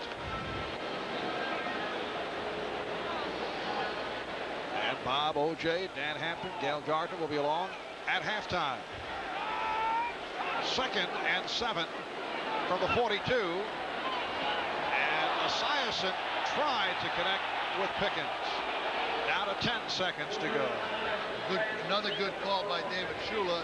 In the event that pass had been completed, Pickens would have been able to get out of bounds as he made the reception. So that was the whole design of that play, to try to get the receiver a good 10 or 15-yard completion and then get him out of bounds with the ball. 3rd down play with 10 seconds remaining. Esiason sidearming for McGee. Dan Lamb on the coverage with 4 seconds to go. Well, I don't think Cincinnati's going to punt the ball here. I think what they'll do is run that Hail Mary pass or jump ball pass, 4 seconds to go.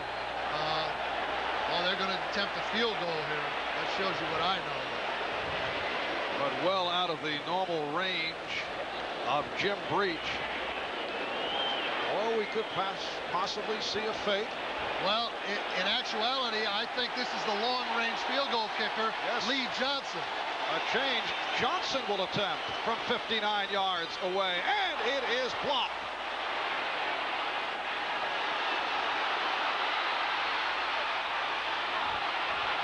So a wild conclusion. Penalty markers thrown.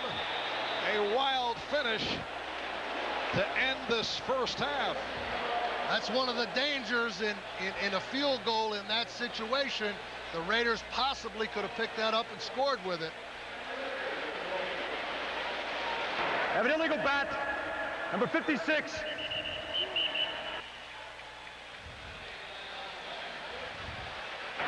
An illegal bat on the Raiders. The penalty is accepted. The half is over. That's that rule that was put into place for that holy roller play with Dave Casper. You cannot bat the ball forward and then advance it for a touchdown. Let's take another look at the long attempt by Lee Johnson, blocked by the Raiders. Well, he just didn't get the ball up high enough. It wasn't any fault of the Cincinnati protection. He's just trying to drive the ball low for the distance.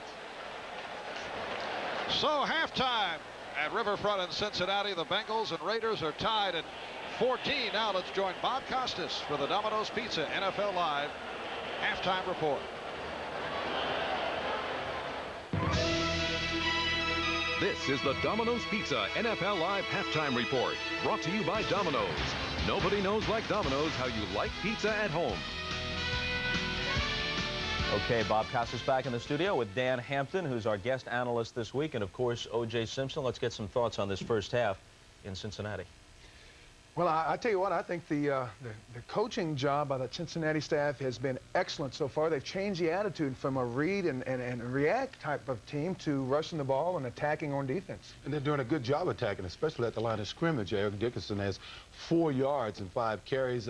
Schrader's having an excellent first half. The big number on Schrader is there's no interception. He has a penchant for doing something to hurt the team late in the game, and they're going to have to get that running game going so they don't have to rely on him so much in the second half. See, and you just said it, late in the game. So the jury is out. We're not taking anything away from the 2 touchdown passes in the first half, but late in the game, his history is some mistakes at very inopportune times. You need some help. They got to start running that football.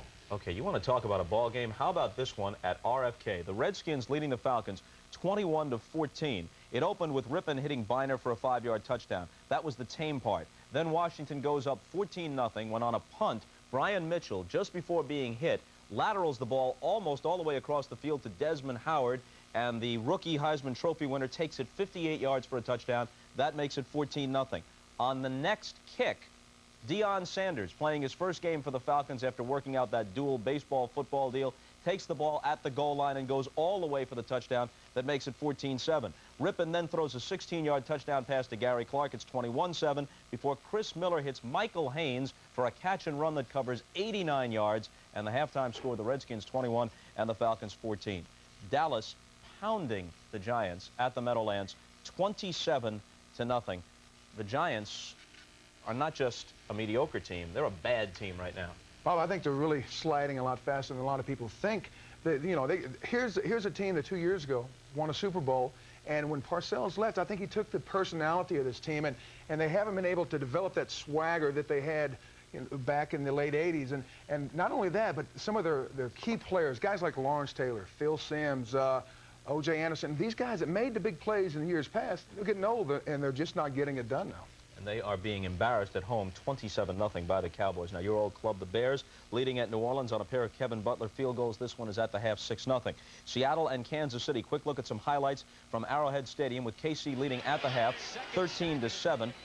Dave Craig after 12 seasons as the Seahawks quarterback, starts against Seattle today for his new club, Kansas City. This is his first Chiefs touchdown pass. He throws it to J.J. Burden, and the catch and run covers 72 yards for the touchdown, which gives them the lead at 7-0. Early in the second quarter, Kelly Stoffer, who replaces Craig as the #1 quarterback in Seattle, hits Paul Green, the second-year tight end out of USC, with this 3-yard touchdown pass, culmination of a 13-play drive. Ties the score at 7. And here's a milestone for Christian Okoye on this run of 17 yards. He has 4,466 for his career and thus passes Ed Podolak for #1 on the all-time Chiefs career rushing list. Minnesota playing at Detroit. Special teams doing it for the Lions. Mel Gray, 58-yard punt return. Melvin Jenkins, a 56-yard return of a blocked field goal, both for touchdowns. 17-3 Lions at the half. Tampa Bay and Green Bay better than 100 degrees on the field. Vinny Testaverde almost as hot. 14 of 16 for 197 yards and a touchdown in the first half. Sam Weish might be on his way to a record of 2-0 as the Bucs' new head coach. They lead 17-0 at the half. Gail Gardner is back after this message as she talks with Ed DeBartolo, the owner of the San Francisco 49ers. It follows this word from the National Football League and a message from your local station.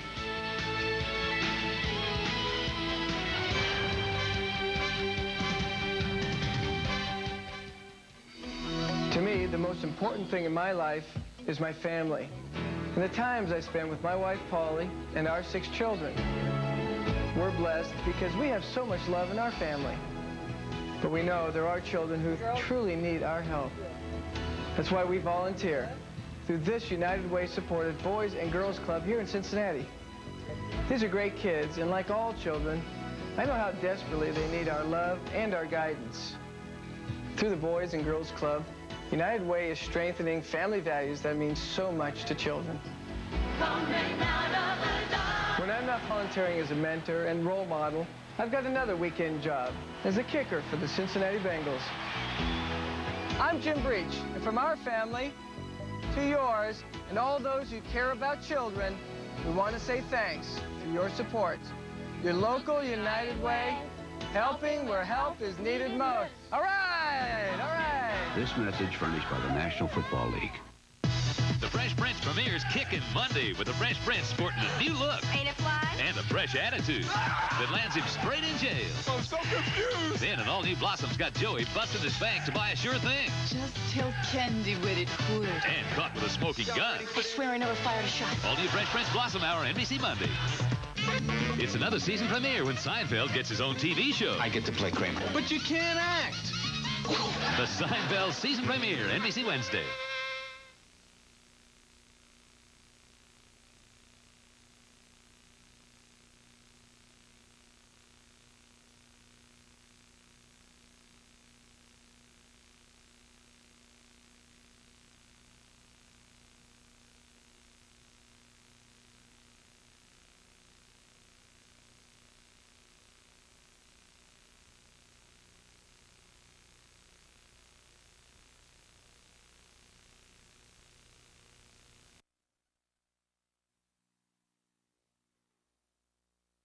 Started was a golden era of football in the city by the bay.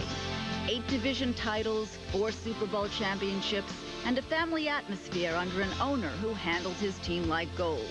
If you treat people like they are special, they will do special things for you, sometimes miraculous things. That was his philosophy when he bought the team at age 30. I went into San Francisco, and my first press conference was a total disaster because I did get up and I said that football is a business and that we're going to run this team as a business, and I practically got run out of town on a rail. It's really funny that 16 years later, I should have listened a little bit better to myself, and football really is a business. Eddie did know what he was talking about and learned his business sense at the knee of his father, Edward Sr., the man who literally invented the shopping mall. But as the team of the 80s rolled into the 90s, the tough economic times would affect them both. Very bluntly, the DeBartolo Corporation, the San Francisco 49ers, are you in financial trouble? We have not made any money with the San Francisco 49ers. We have lost money, and we have lost substantial money. As far as our corporation is concerned, we were able to go and meet straight up with our bankers and just do a debt restructure. And we are a very, very viable, strong company. Is there any truth at all to the rumors that you were thinking about selling off part of the team? No, never. Never? Never. Where'd that come from? I don't know. And the Wall Street Journal said that they had found these secret documents that said that you were planning this. No, that's not true. I read the story too. There was no plans to do any sale of the 49ers, none whatsoever. As for changing his spending habits, that will come almost solely in the salary area. Negotiations will definitely be tougher. The things that affect the bottom line in football are player salaries. Now, the little extra things that I've done for the players, I've done because I've wanted to. I just feel I owe it to myself and owe it to them to do whatever I can to make what they do a little bit more comfortable.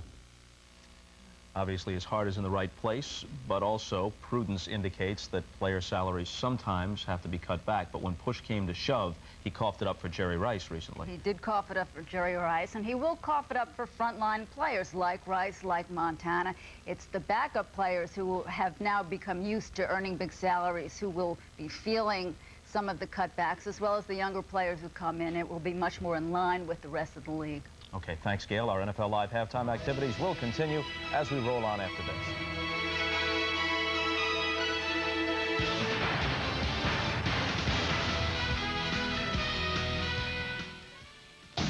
Tonight, it's a whole new Sunday on NBC, a serial killer's chilling obsession. Rape, murder, mutilation. An undercover agent with obsessions of her own. I want to get him for the murders. Based on the actual case, Sunday's new hit series. Secret Service, drop it! And all new Secret Service. Then, eyewitness two giant ships on a collision course. See thieves captured on video by the very camera they stole. And imagine yourself a pro football player. An all new eyewitness video following Secret Service on NBC tonight.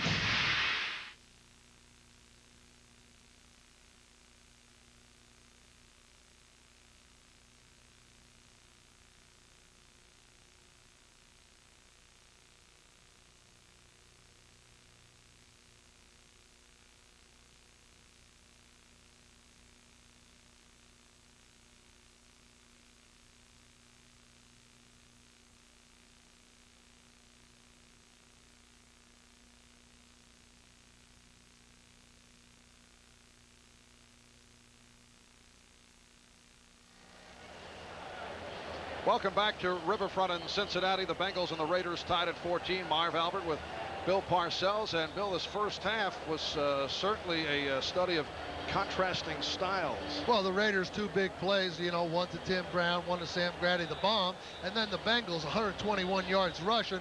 If someone told me that the Bengals could have rushed for 21 yards, I wouldn't have believed it. Well, Sam Grady, of course, has that touchdown pass, and here's Harold Green, you know, running off to his left side for the touchdown. And it's the Bengals running against the Raiders passing. And Green went for 72 yards on 11 carries as we check out the Coors Light halftime statistics. Raiders with 156 yards in the air, 170 total yards. And time of possession, Raiders just under 18 minutes. And Cincinnati, 12 minutes and 6 seconds. Raiders had the ball most of the ball game against Denver last Sunday night, but lost it because of costly turnovers.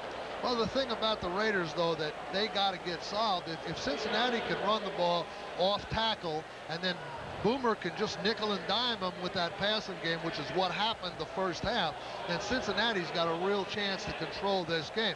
Of course, the only thing they have to do defensively is to prevent the big play, and had they been able to do that, the Raiders wouldn't be on the board. But that's the Raider thing, you know. Hit that bomb every chance you get.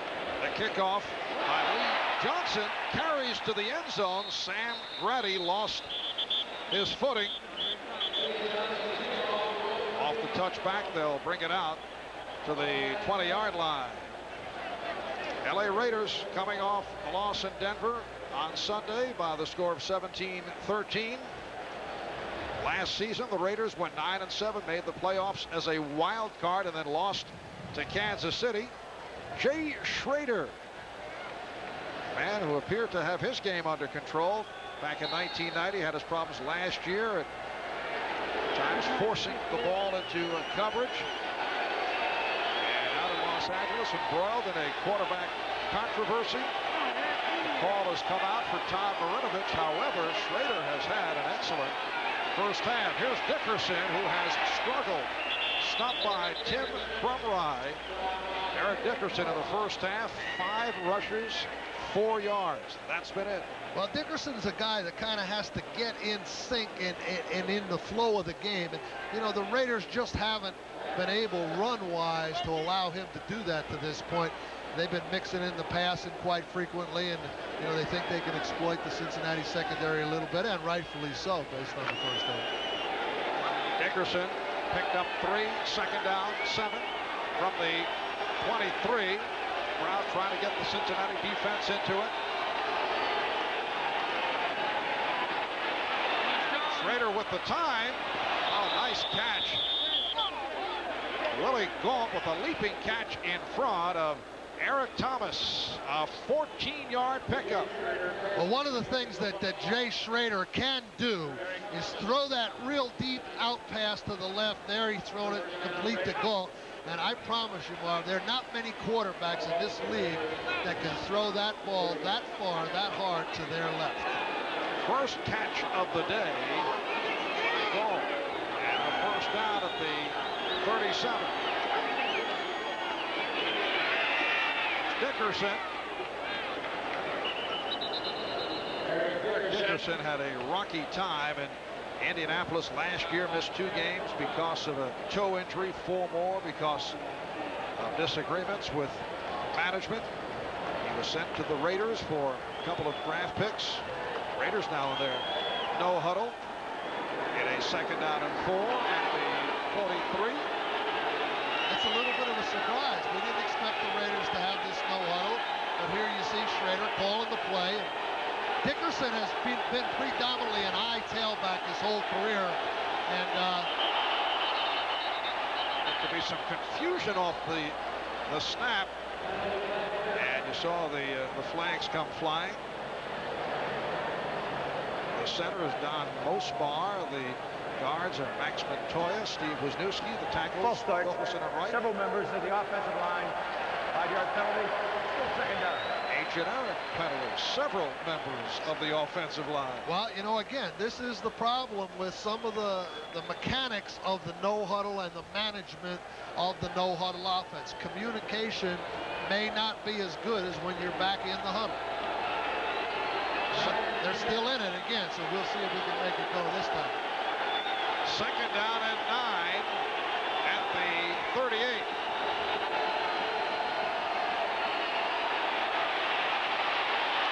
Schrader had a run, couldn't find anyone, and has a first down. Run out by Darrell Williams. A 20-yard sprint for the quarterback, Jay Schrader. Well, sometimes when you have good coverage, even if you have the coverage good, some bad things can happen. Again, to Schrader's credit, he doesn't force it in there. He pulls it down, and, of course, that's a nice scramble. It is a first down at the 43 in Cincinnati territory. The game tied at 14. 3 minutes gone by in the third.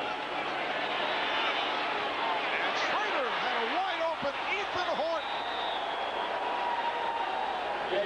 Bussey and Williams with the tackle, but it's a 30-yard pass play. Again, that same thing when Schrader's able to see separation, no one around Horton. He's a terrifically accurate passer. The Raider coaches really emphasized that point to us yesterday when we were talking. If he's got those receivers open, he's going to hit them. Once again, seems to be confusion with the Raiders coming to the line and getting set. Second catch of the day for Horton. Steve Smith stopped back behind the line by Kevin Walker. Again, getting back to Dickerson, the Raiders' style of running game is a little different than what Eric Dickerson is used to. He's used to being the eye, tailback, a cutback runner. The Raiders are using him today in what we used to call a flat back position, or split backs, and he has to run across the formation. Now, that's a little different style of running, and it's a style that Dickerson is not completely used to. He's going to have to adjust to it a little bit. Tim Brown now flanked out wide for the right side. And Dickerson is on the wing to the left. Schrader completes. Beautiful spin move. The ball was guard free. There was also a penalty marker down. The Bengals say they've recovered.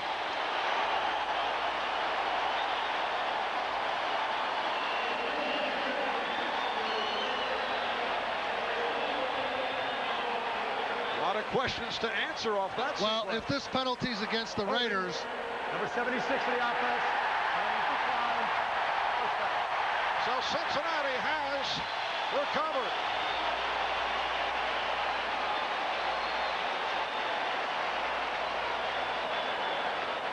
Tim Brown on a delay pattern and is stripped cleanly by Rod Jones, number 25. And of course, there's a big scramble for the ball. And the Bengals come up with it. Ball will be 1st and 10 for Cincinnati on the 20. July 1992. Oldsmobile goes further than any other car company to redefine quality. Further than the lab, further than the test track. The Oldsmobile Achieva went 100,000 miles against Honda Accord and Toyota Camry in a real-world test. Independent test results prove Achieva outperformed Accord and Camry in total cost, which includes maintenance, repair, and operating costs. Achieva, quality redefined. From the company that went far enough to prove it. Oldsmobile, the power of intelligent engineering. It was unreal. You woke up with morning breath. You were meeting Miss Wonderful for breakfast, and instead of minty fresh scope... Where's my scope? There was something from the medicine-y mouthwash. It looked blue, but it still smells somewhat medicine-y. I need my scope. It's okay. Relax. It was all a dream. You do have scope. It's minty through and kills 90% of morning breath bacteria. So you use minty fresh scope, and you kiss morning breath goodbye. Why did Hertz invent #1 Club Gold service? To beat the rush hour. See, every plane and everybody seems to land at once. But with Gold service, there's no stopping at the counters and no paperwork. Instead, you go nonstop to your waiting car with your name in lights. Only Hertz has #1 Club Gold. The best reason yet why Hertz beats the rush hour. To Hertz, the rest of the day is a piece of cake. First turnover of the day. Rod Jones did the stripping of Tim Brown, and he ended up recovering the ball in the end zone. Rod Jones, the man who was beaten on both Raider touchdowns. Well, he made up for it there. A little double duty. Stripped it and recovered it. Rod Jones, the left cornerback, in his 7th year out of Southern Methodist. Raiders with 5 turnovers last week. Harold Green on the slant to the left. And a penalty marker is thrown. Ricky Ellison made the stop.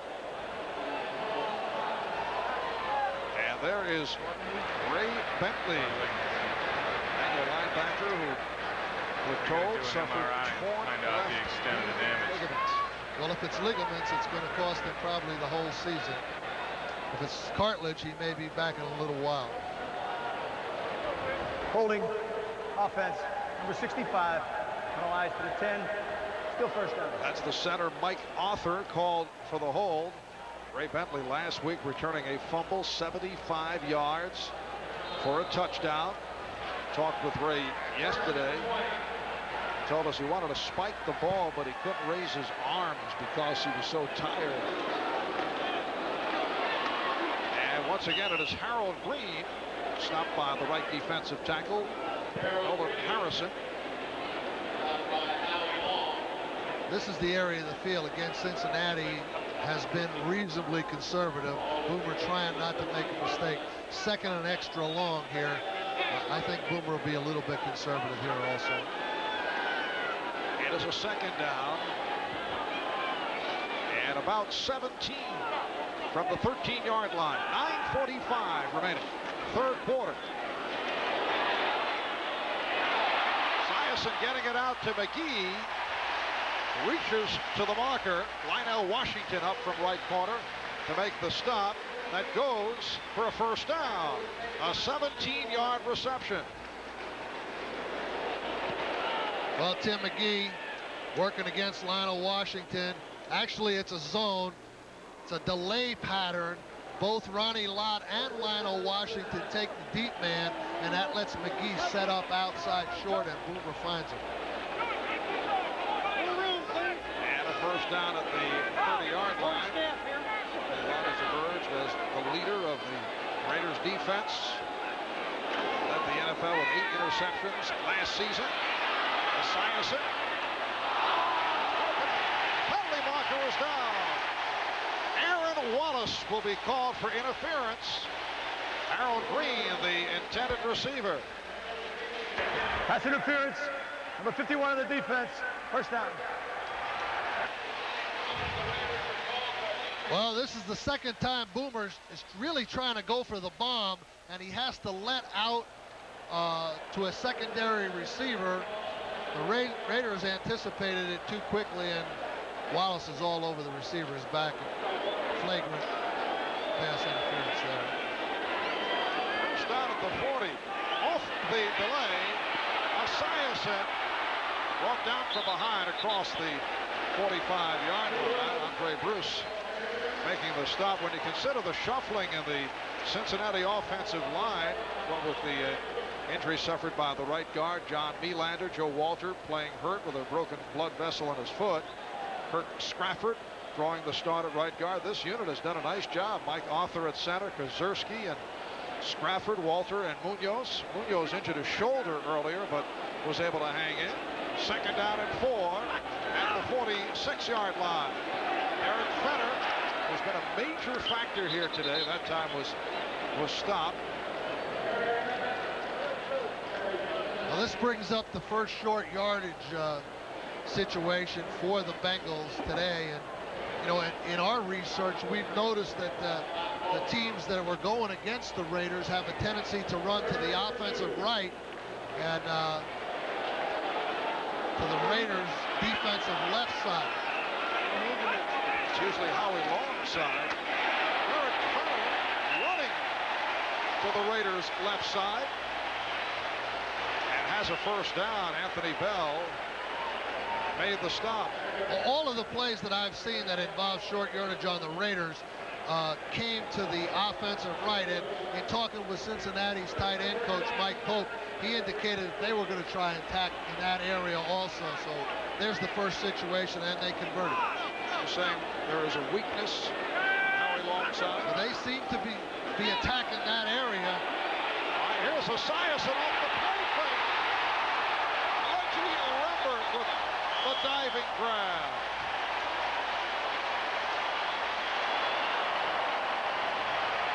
And that goes for 27. In watching practice yesterday, in this area of the field, Cincinnati had practiced 4 or 5 of these heavy play actions, faking into the line, and there's an example of Boomer converting on one. Here's Fenner.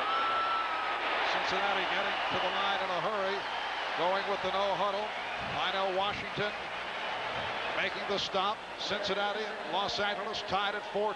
7 minutes remaining. Third quarter. Marv Albert, Bill Parcells at Riverfront. Capacity crowd better than 60,000 on hand for the Bengals home opener.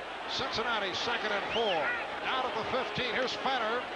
And he is stopped getting inside the 15-yard line. Derek Fenner, a 10th round draft choice of Seattle back in 1988. 2 years ago with the Seahawks, he scored 15 touchdowns, ran for just under 900 yards. He came to Cincinnati through Plan B. Combination of Fenner and Green, very effective here this afternoon. Third down and 3. 9th play of the drive. And Fenner tried to turn the corner. Able to make his way to the marker. Lionel Washington with the stop. Let's see where they spot it. This is going to bring up an interesting decision here if it's not a first down. for the Bengals. You know, do you go for 4th down or do you take the lead at home with the field goal? They're calling for the change here. The thing I sense about the Bengals offense and the Raiders defense is exhibiting a little fatigue. They're not used to practicing at this pace of the no-huddle offense. Cincinnati's players are used to doing it. Just short of the 1st down. He's going for it.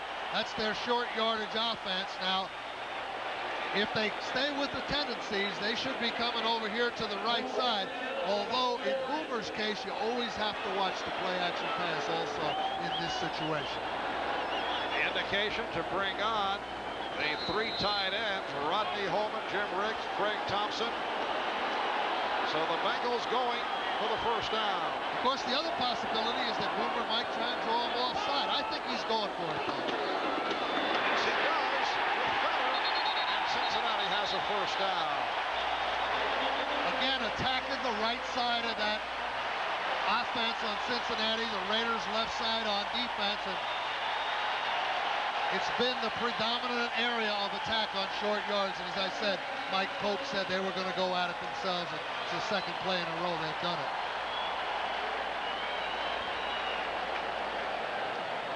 So Derek Fenner with 4 consecutive rushes. He's been involved in 6 of the last 7 plays. And it's a 1st and goal at the 9. We're approaching 5 minutes remaining in the 3rd quarter. Riggs in motion. Back to Green. Battles his way. Stopped by Ricky Ellison. The Bengals, with 30 rushes on the day, averaging better than 5 yards per carry, and that is very impressive. The amazing thing about it is they've only run 2 plays.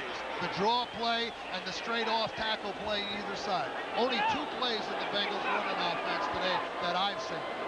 It is a 2nd and goal. Green breaking a tackle, fighting his way near the goal line. Anthony Bell made the stop. This is just straight ahead power football. And again, the 3 tight end formation. Green dodges the penetration by Wallace, runs through Ricky Ellison. Finally, Anthony Bell wraps him up. It takes about 7 of them to get him down. That is unbelievable running by Green right there. It's a 3rd and goal. The ball is at the 2. Nolan Harrison for the Raiders is the player down. Timeout is being called as they check out Harrison. We'll be right back.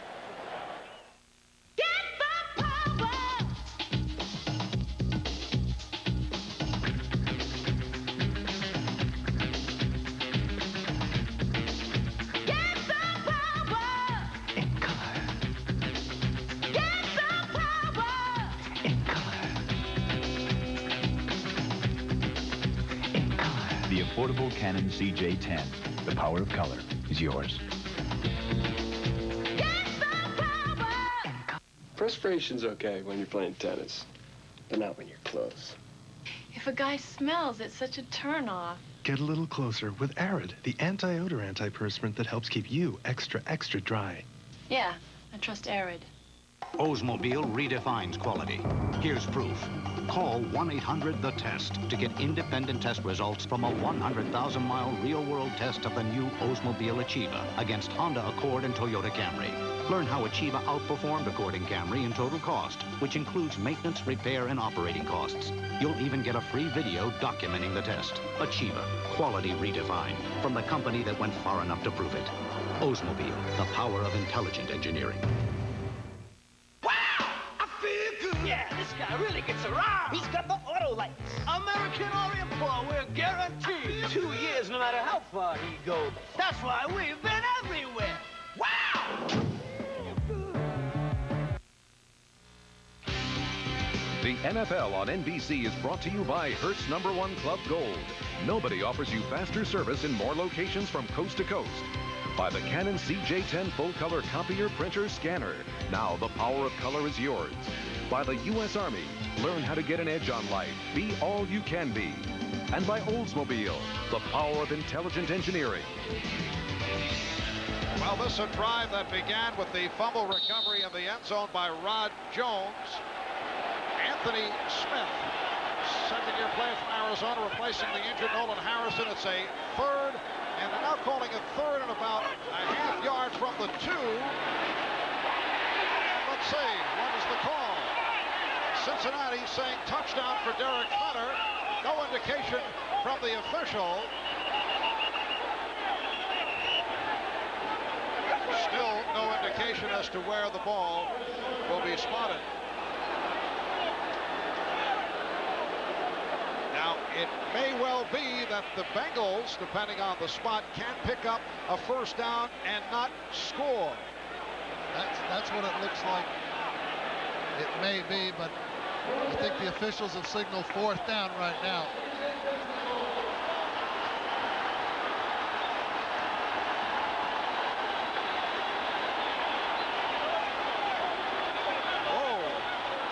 Called a fourth and goal. Fenner was just short. Now the Bengals are in for the score. Eric Ball bringing it home.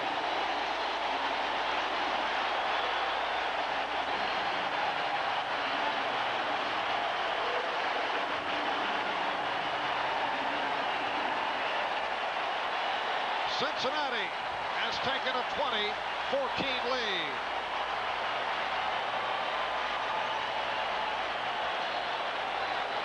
Eric Ball, in his fourth year out of UCLA last week, carried the ball once against Seattle, went 1 yard for a touchdown, and he's done the same here today. Jim Breach with the extra point attempt.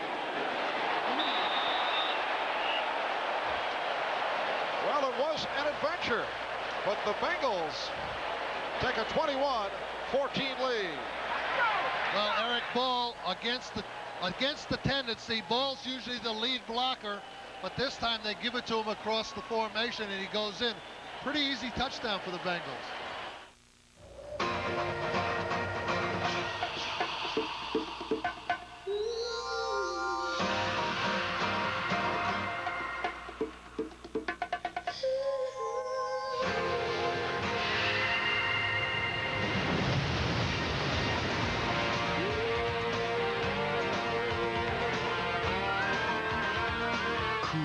Crisp, clean. Old Spice. It puts the wind in your sails. Wouldn't it be great if you could afford a luxurious mansion? For you and all your friends? Of course, the place needed some updates, like a bowling alley and a pool table. Naturally, you'd have an open house. Food's here! With beer! Harold, do something! Icy, cold-filtered Keystone, Keystone Light, and Keystone Dry. Bottle beer chased in a can. Now, wouldn't that be great? It isn't the night or even the fog that gets you. It's when the team leader puts you in charge for the first time. And you decide to drop right inside Alpha Team's backyard.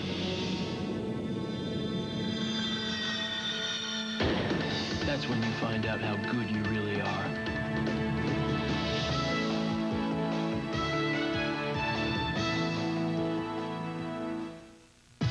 The Fresh Prince premiere kicks off Monday with an all-new Fresh Prince sporting a new look. Ain't it fly? That gets him kicked out and busted. I'm so confused. Fresh Prince season premiere, NBC Monday.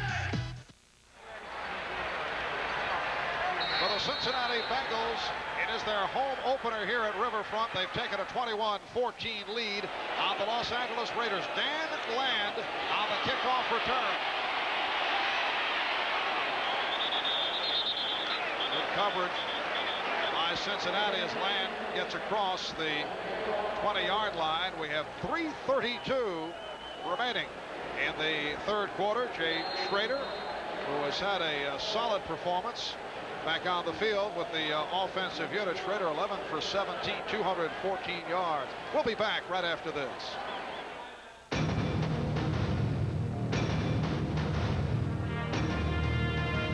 For almost a century, America's had a love affair with the automobile.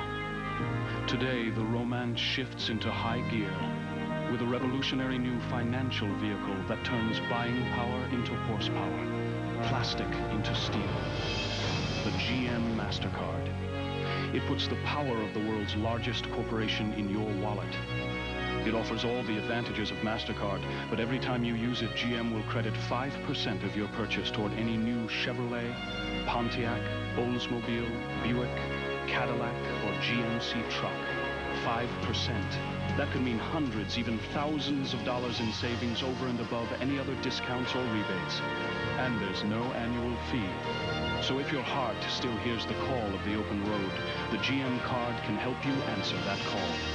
The GM card, the new financial vehicle. 6 months ago, I'm at the dentist, not feeling overly anxious when I heard that unforgettable word, cavities. Doctor, I said, is there any hope? Mandy, he said, you gotta brush twice a day the right way. If your child brushes every day for 6 months with Crest, the dentist's choice, their next checkup will be great. And we're so sure you'll be satisfied, we'll give you a money-back guarantee. So I brushed with Crest, and I'm sitting pretty. Crest, great checkups in 6 months, guaranteed. Ain't life grand? Bill, you made mention you think that the Raider defensive unit, looking tired, may be affected by that no huddle. This is an older group on defense for the Raiders. I think the pace of the game, you know, when you're not used to practicing defense at a no huddle pace, fatigue sets in. And Steve Ortmeyer, the special teams coach, was telling me they had 19 guys on their team 30 years old or older, so it's not a young team. Raiders from their 23, trailing by a touchdown. And Schrader's pass was completed. Eric Dickerson made the catch, covered by Ricardo McDonald. Now they may be waving it off. Let's see.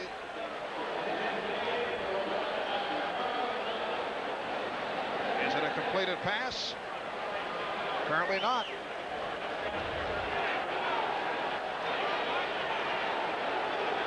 It'll be a 2nd and 10 at the 23. Dickerson unable to maintain possession. 83 Willard called, splits to the left side. And Schrader able to complete. Andrew Glover, backup tight end, stopped by the combination of Fernandez Vincent and Kevin Walker. Andrew Glover, second-year man out of Grambling. Raiders back in there, no huddle offense now. There's no huddles all over the place today. It has a first down at the 33.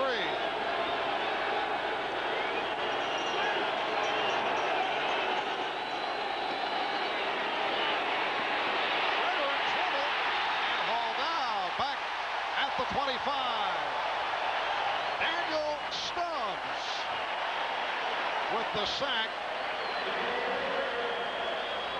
Well, Daniel Stubbs, of course, the ex-49er and ex-Cowboys, found a home here in Ron Lynn's defense. Comes all the way around, number 68, Bruce Wilkinson. The coverage is good. I think you could credit the coverage with that sack more than the run. Well, Stubbs' his 2nd sack of the season. Cincinnati with its 2nd sack of the day. Schrader completes to Galt. And Galt is at the marker. Darrell Williams, rookie from Miami, who's seen extensive action here today, made the stop. Darrell Williams, first-round draft pick. Cincinnati's 2nd of 2 first-round picks. It is marked as a first down for the Raiders. First down from their 44-yard line. Once again, Raiders in the no huddle. Minute 45 to go. 3rd quarter. Bengals lead 21-14. It's the second back coming through. Eric Dickerson reaching to midfield. James Francis made the stop. Back to the subject of Jay Schrader, who, as we've discussed, has played well today. Quarterback controversy is not a new phenomenon to the Raiders, who can certainly reflect on Ken Stabler and Darryl LaMonica. In more recent years, Jim Plunkett and Mark Wilson brought it. Well, Los Angeles has always been a place that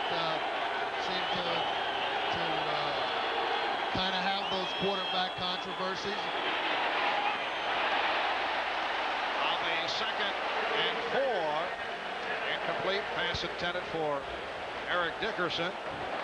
Now, when we were chatting with Jay Schrader last night, he enjoyed seeing this particular statistic, which has him in front of people such as Dan Marino and Bernie Kosar. Of course, Schrader with Washington and with the LA Raiders, looking at the other point of view, has been with some very good teams, and that is a contributor. I think some of the opinion about Schrader is formed by the championship games that he's been in. Once against the Giants, 17-0. The other one against the Bills, 51-3. And I think a lot of people judge him on those 2 games. 3rd down and 4, and Schrader able to complete. It's a 1st down for the Raiders. Marcus Allen with the diving catch. Marcus Allen working against the rookie linebacker Ricardo McDonald, one-on-one situation. That's too much experience against a rookie. Allen is going to get the separation there, and Schrader makes a nice throw, low and outside, and an excellent reception by Allen. So Schrader now 14 for 22, 248 yards.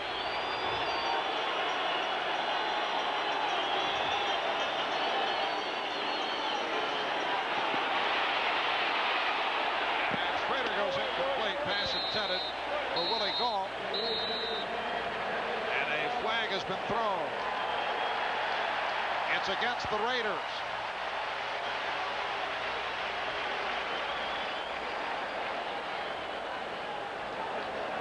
As you see, 9 seconds remaining in this 3rd quarter. Holding, offense, number 68, 10-yard penalty, still 1st down. That's the left tackle, Bruce Wilkerson. Well, he had just been beaten by Stubbs on that pass rush a couple of plays ago, and now you see Stubbs coming underneath him. He beat him around the 1st time. Now Wilkerson's probably overly conscious of the outside move, and now Stubbs took him to the inside and drew a holding penalty. 1st and 20 from the 45. Raiders go with the double tight ends, Horton and Jones. Dickerson out to midfield. McDonald made the stop, and that wraps up the 3rd quarter. We'll be back after these messages from your local station. Tonight, a rapist is obsessed with an undercover agent. Why don't we start with taking off your clothes? Is she in over her head? Secret Service coming! An all-new Secret Service NBC Tonight.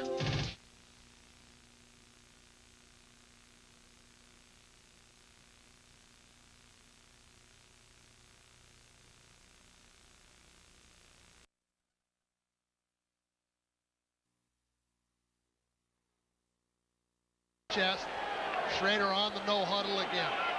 3rd catch of the day for Horton. 1st down at the Cincinnati 31 as we get underway in the 4th quarter. Schrader again going up top, but incomplete.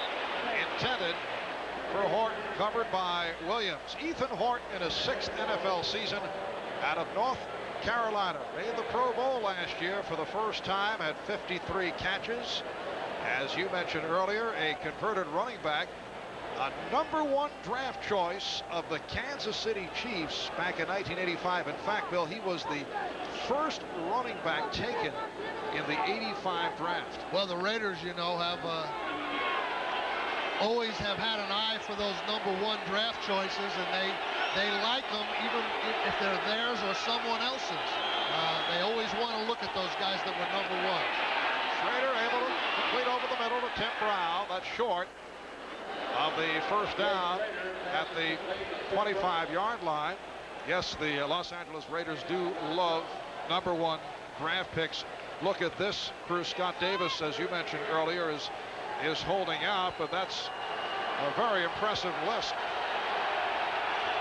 It's a 3rd and 3 at the 24.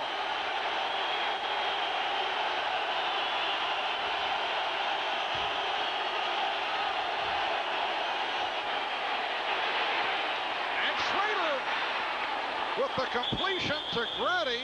Grady was wide open. Eric Thomas made the stop. It's another Raider first down.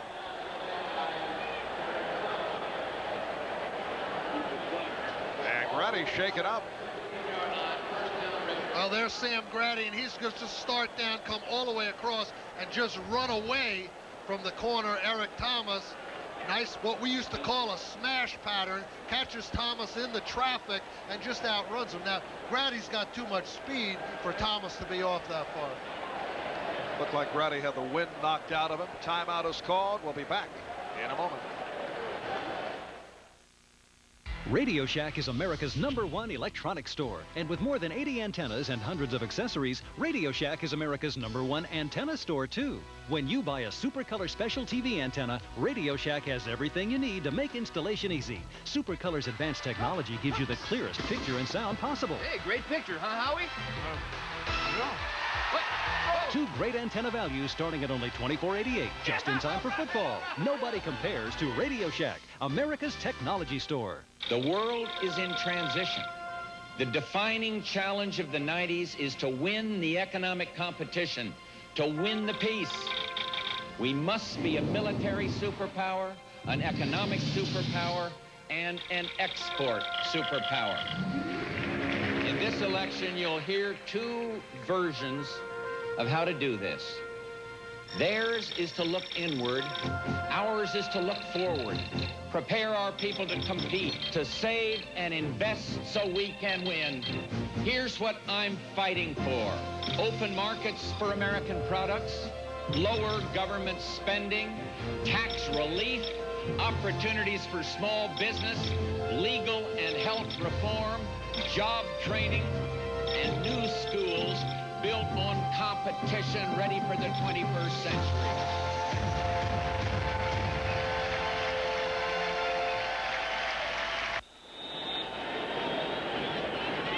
Raiders first down at the 15-yard line. They trail the Bengals by the score 21-14.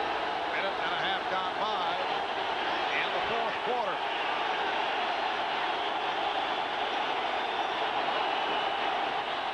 Allen peeling off.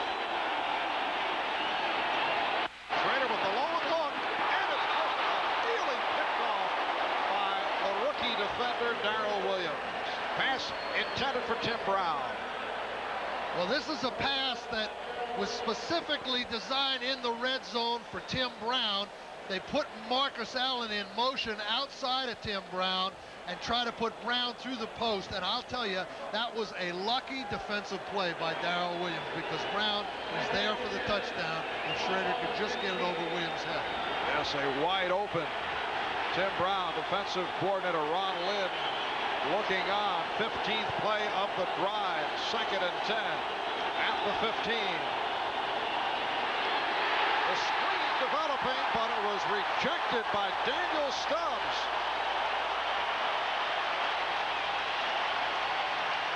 Stubbs goes 6'4", got his hand on it. Well, Schrader's trying to get the ball to Steve Smith underneath Daniel Stubbs. There's no one on Smith, but Stubbs jumps up and knocks this one down. So that's 2 plays in a row that the Raiders have had potential touchdowns, and Cincinnati has made the defensive play by jumping up in the air and tipping the ball. So coming up the 16th play of this long drive, it'll be a 3rd and 10 at the 15-yard line. There is no foul on the play. There is no foul on the play. 2nd down. Inadvertent flag leading to that explanation. It is 3rd down and 10 at the 15.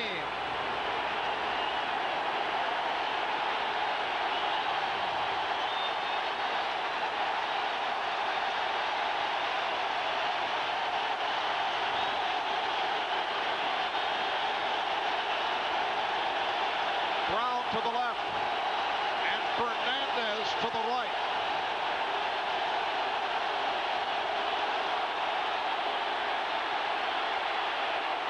Schrader completes, but short of the first down. The hit by Eric Thomas, and the ball recovered by Cincinnati.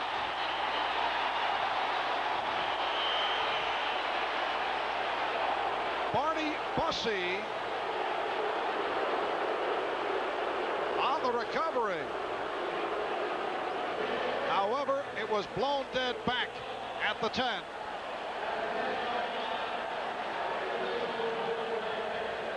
All right, here's another look at it.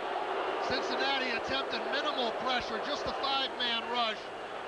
Schrader's able to get the ball to Gall. Eric Thomas strips it. Bussey picks it up, but the official called Willie Gall down.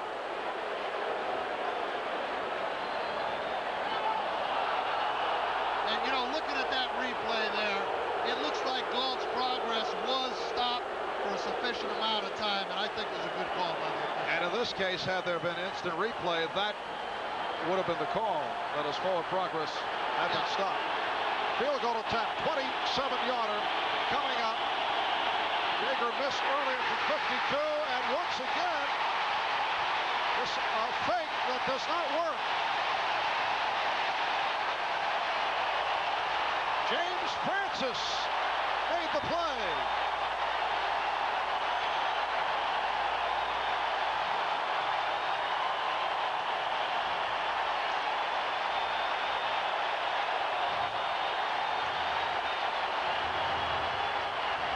James Francis coming inside the Raider wingback.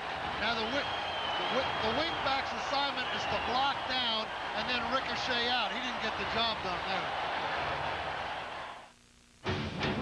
The dream of a pure sports car has been kept alive by the people who race them. Those who believe in the simple thrill that only comes from driving a lightweight car with a lot of power. A car that car companies no longer made. But now, the new Mazda, the people who brought back the Roadster, announce the return of the pure sports car. The new RX-7. Mazda, it just feels right.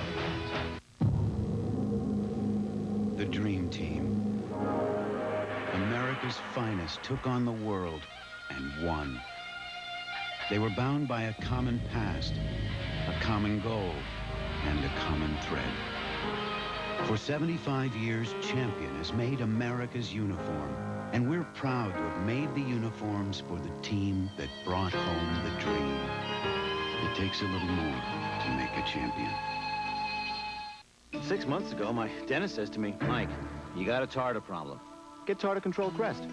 But doctor, I said, I thought toothpaste is toothpaste. He sticks that pick in my mouth. He says, think again. You'll have significantly less tartar at your next visit if you use Crest's unique tartar fighting formula for 6 months.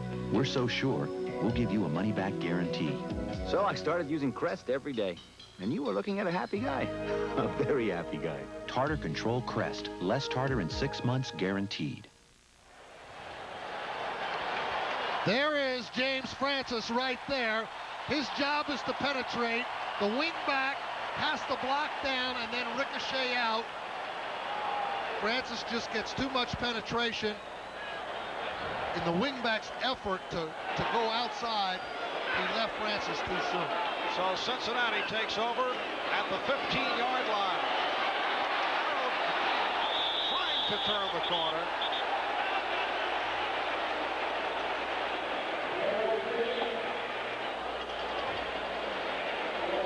David Shula's pretty excited about that one, jumping up and down.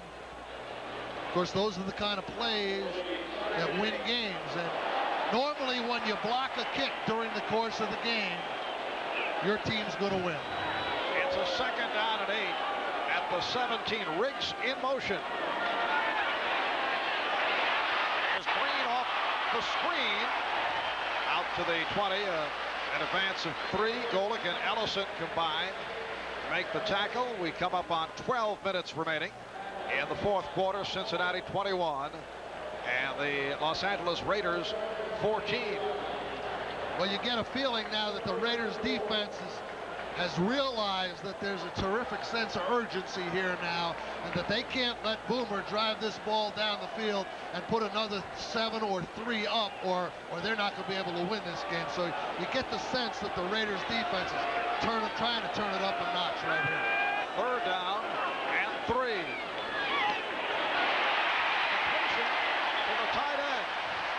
Rodney Holman, Lionel Washington, Ronnie Lott combined to make the stop.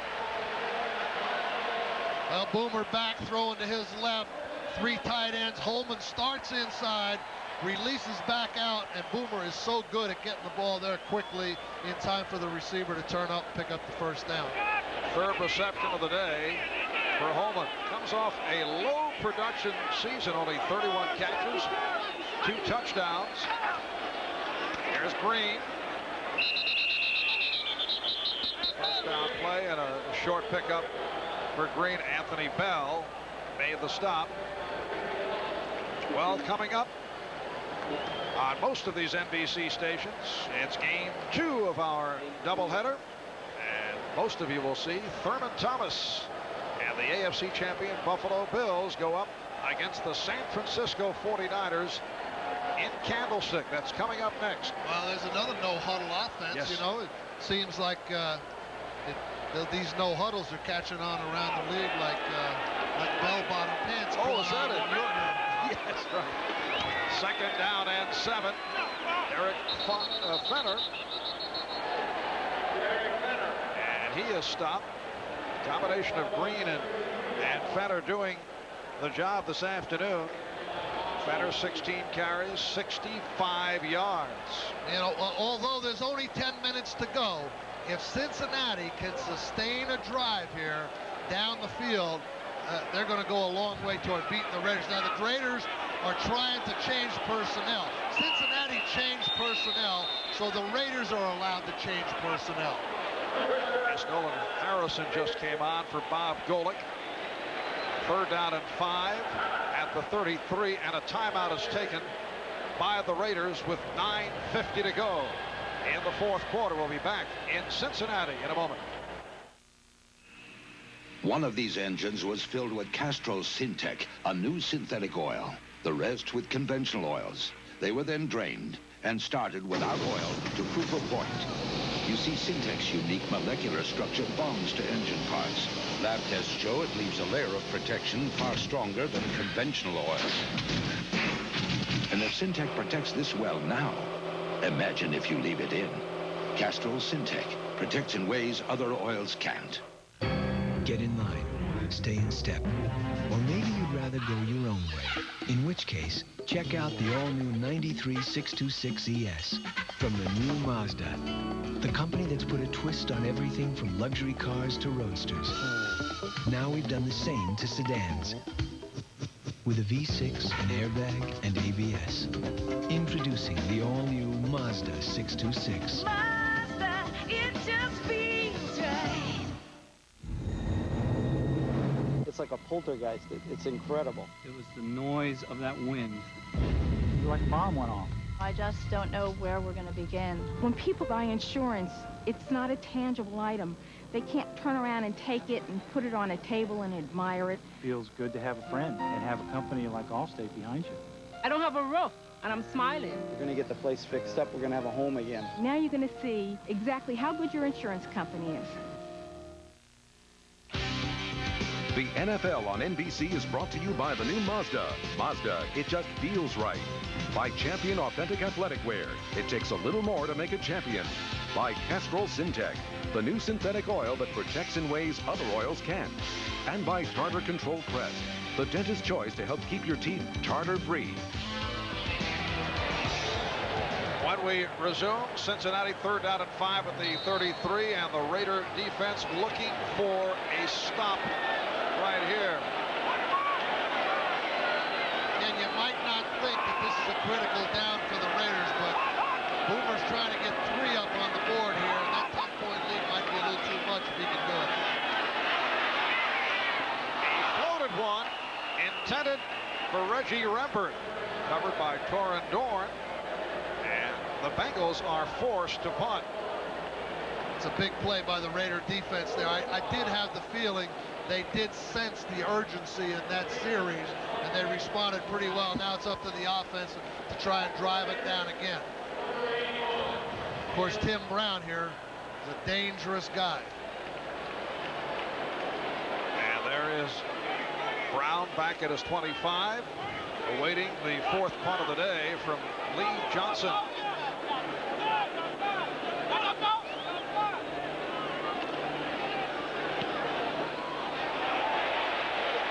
Good one by Johnson.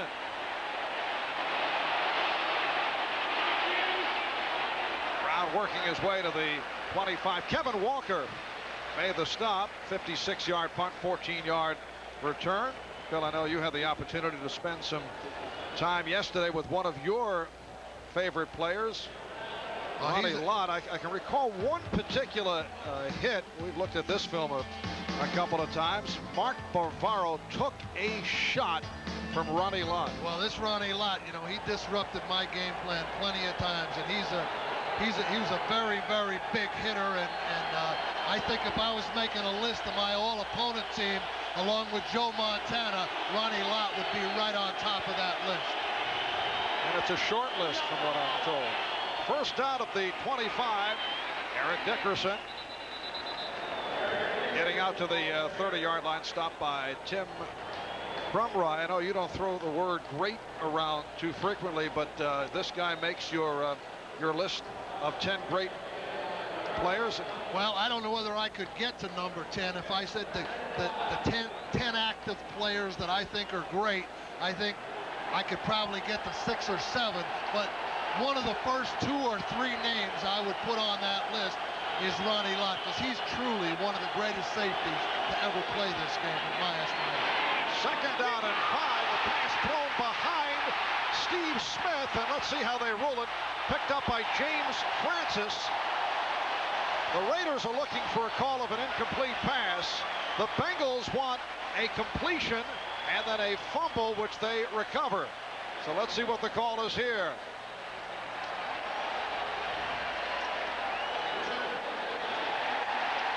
Well, it is called completed pass and a fumble. So it's James Francis once again with a big defensive play.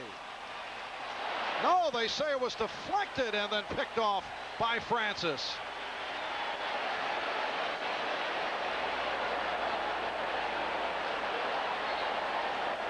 This is a great play by James Francis. It's another one of those balls, though, that's thrown over the middle of the field, deflected. It gives the defense the opportunity to catch the ball in that area.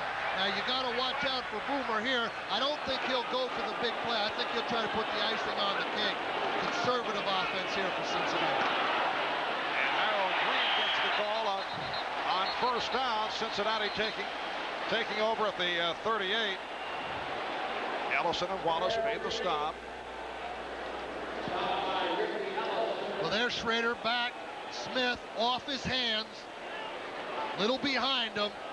And the deflection. And Francis comes up with it. Here you go. Little behind Smith. He has to reach back. He should have caught the ball.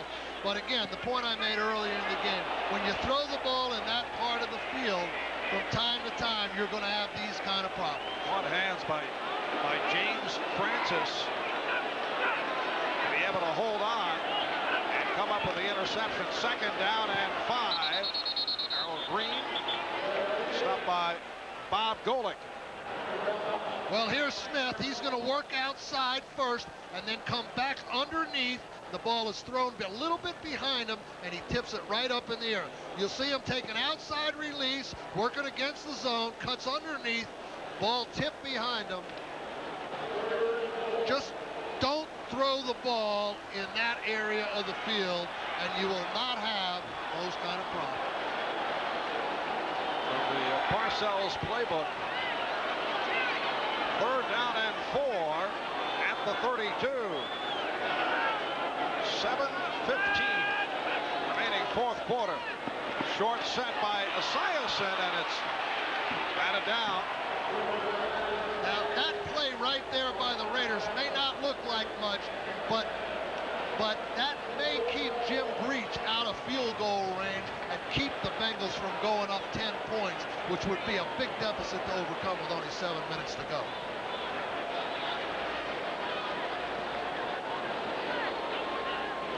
It is a fourth down and 4. Lee Johnson has checked in. This will either be a long-range field goal attempt from 49 or a short punt. Well, this may be one of those things where Cincinnati takes the penalty and tries to down the ball deep in their own territory. I think they're going to take the penalty. There it is.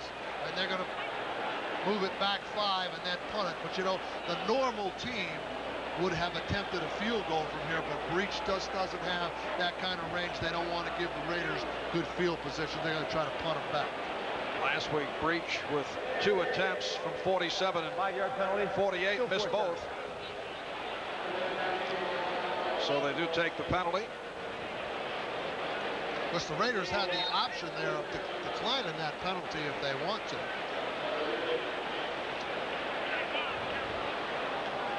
Johnson now at midfield. Tim Brown is back deep.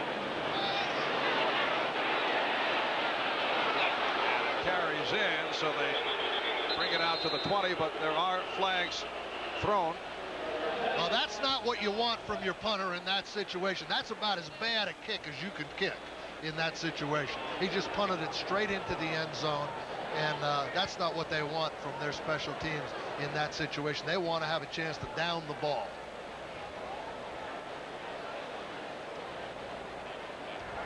Holding 56 of the receiving team. After the kick, after distance to the 20, first down Raiders. Well, the penalty's on the Raiders after the exchange of possession, so the Raiders are going to be backed up in their own territory. We'll be back in just a moment.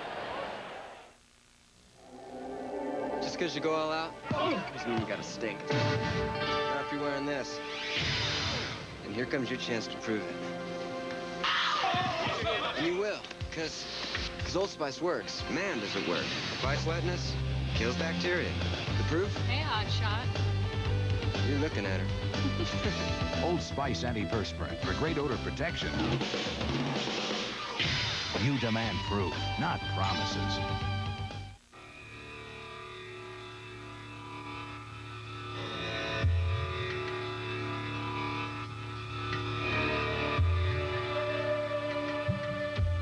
Introducing Levi's loose-fitting jeans.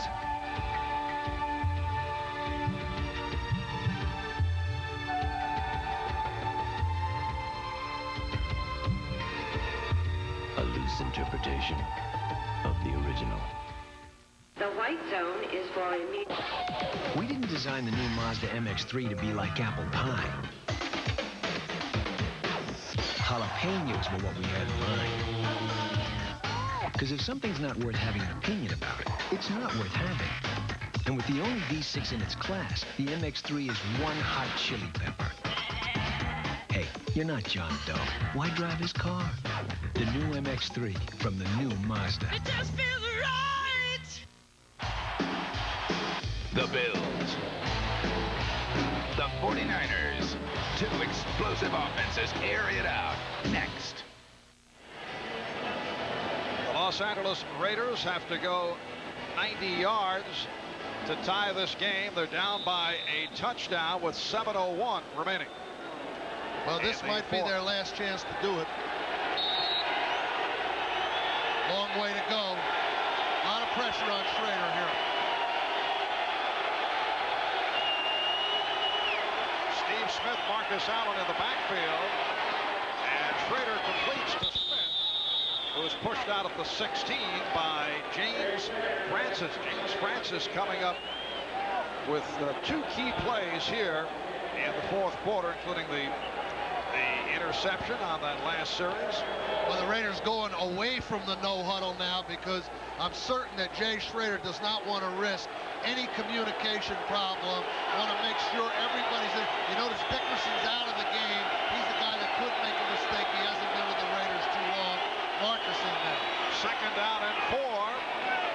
And it's Smith on the reception for a first down, met by Kevin Walker. Steve Smith, 6-year man out of Penn State. That's the play they just had intercepted, only they're running it to the left side instead of the right. He comes back with it. That's the 5th time we've seen that fullback angle play today, and that's a big part of the Raider game plan. 5th catch of the day for Smith. Now Schrader to the other side for Allen. Out to the 28. Ricardo McDonald, who's taken over for the injured Ray Bentley, made the stop. Just under 6 minutes remaining in this fourth quarter. Alonzo Mitz is hurt, right defensive end out of the University of Florida. Spent 4 years with Seattle. This is second with Cincinnati. That's a position that Cincinnati can ill afford an injury. Their defensive line is probably the shallowest unit on their team. They really cannot stand too many injuries on the defensive line area.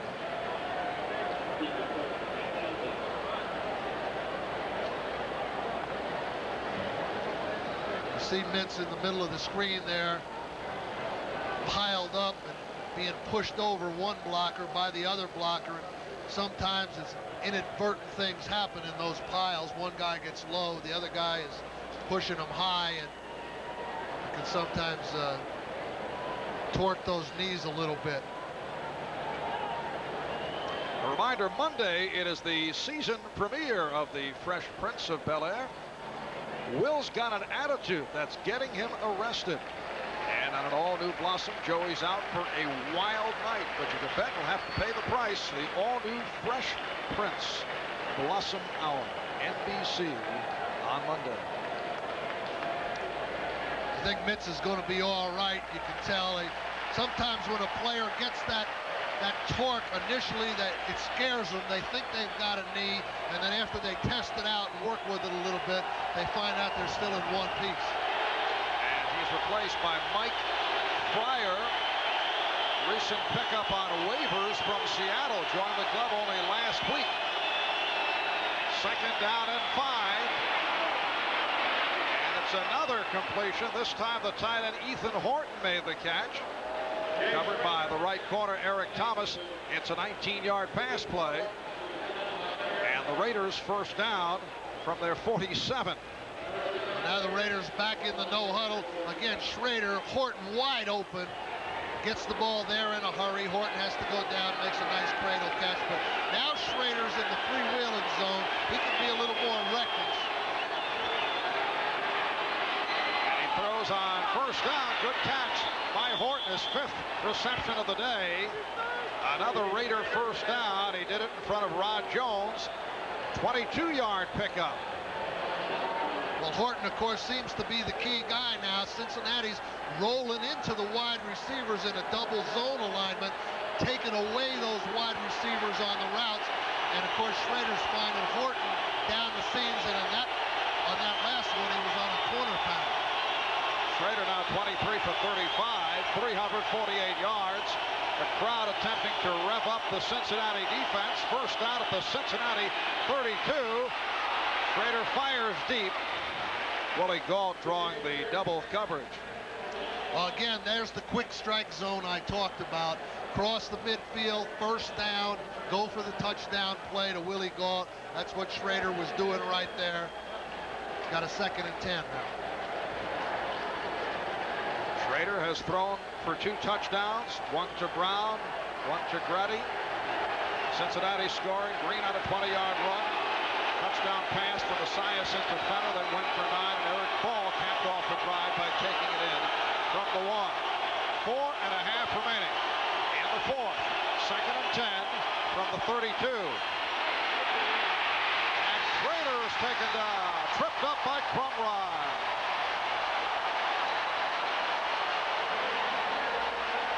For Cincinnati, it's 3rd sack of the day for Crumrye, his 2nd. Well, this brings up the key play of the game for the Raider offense now, because I think they'll take 2 downs on this one to try to get the first down. With the clock coming down to 4 minutes, 3rd and long, look for Schrader to try to pick up the first down on 3rd or 4th down. I think they'll take 2 shots at it. Cincinnati next to last in the NFL in sacks a year ago, 6 last week, 3 this afternoon. It's a 3rd and 15. And Schrader able to complete and has a first down, combining with Tim Brown. Darrell Williams made the stop. A 20-yard advance. The Raiders very much alive. A first down at the Cincinnati 16. Well, there's nothing wrong with the way Jay Schrader's throwing the ball today. I'll tell you, he has just been really magnificent on the passing game. Close coverage. Brown works back away from Eric Thomas, who has a man-to-man. Schrader and Brown recognize it. Schrader gets it to him. Big, big, big play for the Raiders right there. Smith and Allen in the backfield. Galt in motion. Marcus Allen accelerating inside the 10. Ricardo McDonald made the stop. Marcus Allen has found a role today as a pass receiver, also carrying the ball. Well, the big thing here that's changed now about this game is there's no doubt that the Raiders are going to be going for the first down because, you know, they're down by 7 points. It's a 4-down territory. They're not going for this thing on first down. They got 3 more downs to go. It's a 2nd and 2 at the 8. And it's Allen has a first down. It'll be 1st and goal. Eric Thomas saved the touchdown. Well, Marcus getting his first chance of the year to show his running ability. And there's a nice hole on the left side. Bruce Wilkerson and Steve Wisniewski. Allen threw it right down to the 1-yard line for a first down. 2 minutes to go, 4th quarter. Why can't van doors swing open instead of slide? Why do minivans handle like trucks? Why can't they feel more like a car? This is what the engineers at Mazda wondered when they designed the MPV. Because when you ask better questions, you tend to come up with better answers. Why does your door do that? The MPV from the new Mazda. It just feels right. Quality motor oil can go a long way toward protecting against engine wear. But by adding STP oil treatment, it can go even further because STP increases even the best oil's viscosity by up to 50%. It's that simple. It's the world's most dangerous triathlon, beginning with a 1.5-mile swim through shark-infested waters. Watch Those Who Dare, The Escape from Alcatraz, Saturday. On an unsolved season premiere, eyewitness encounters with a UFO. It was not from this planet. Exclusive home videos prove this is no hoax. The season premiere of Unsolved Mysteries, NBC Wednesday. Marcus Allen, a major factor in this drive as the Raiders try to tie this game at 21. Marcus has caught 3 passes in all on the day for 49 yards. He's rushed twice for 14. He had been a forgotten man coming off that injury-hit season. He's been slowed by a leg injury. Eric Dickerson has not done it, though, today. 10 carries, 29 yards. And Art Shell is going with a combination of Steve Smith and Marcus Allen on this drive. But the interesting thing here, Barb, is when do you want to score? I mean, if you score right now, you're giving Boomer Esiason the ball back with a little under 2 minutes and 3 timeouts. You may want to take some time off the clock here before you score. It's a 1st and goal. And Marcus Allen just walked it in. The Raiders are now within 1.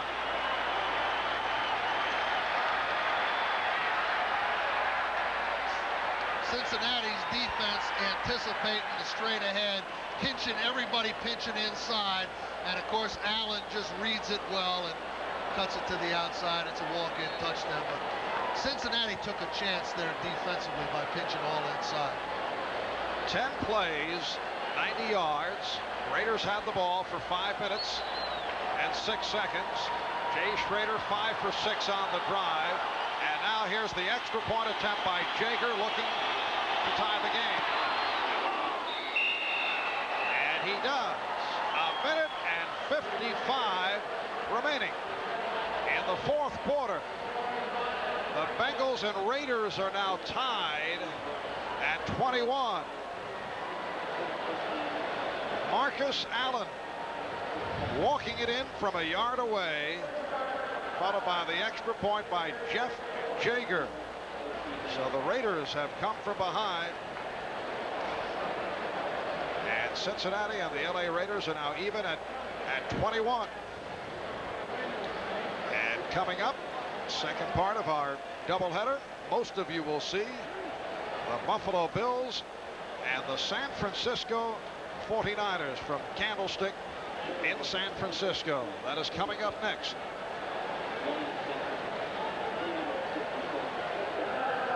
Looks like Max Montoya hurt on that last play.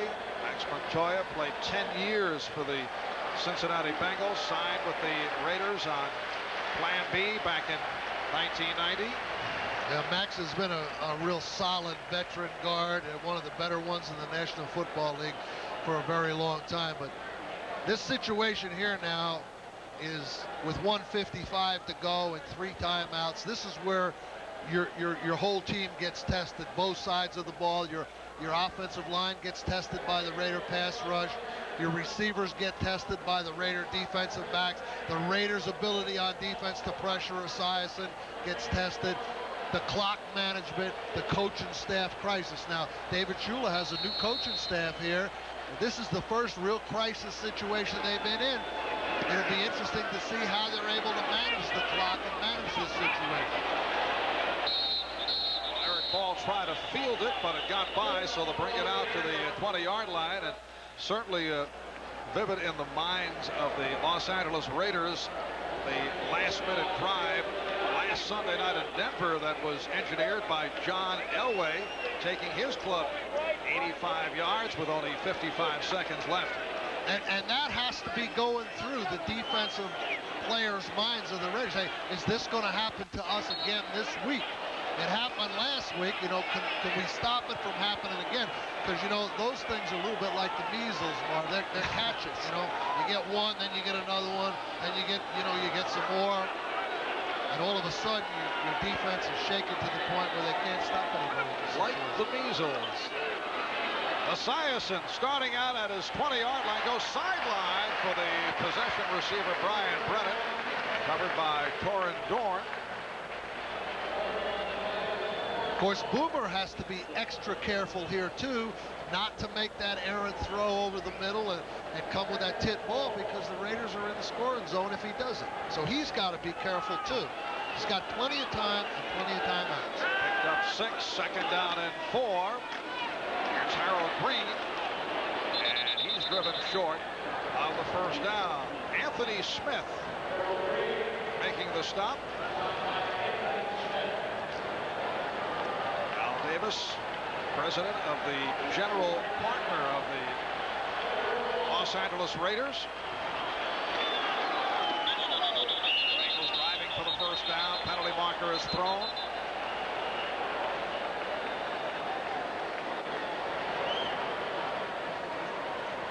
I don't think Al Davis wants to see another one like last week.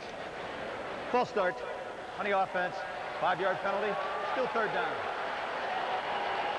You know, that's the worst possible time to have a false start.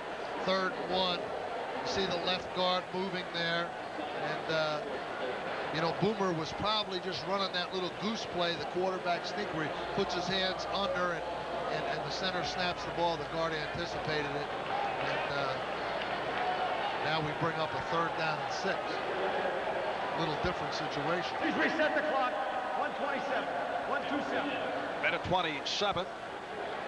Remaining 4th quarter. It's a 3rd and 6 back at the 24. Bengals and Raiders tied at 21. Now the lone deep back is Derek Fenner.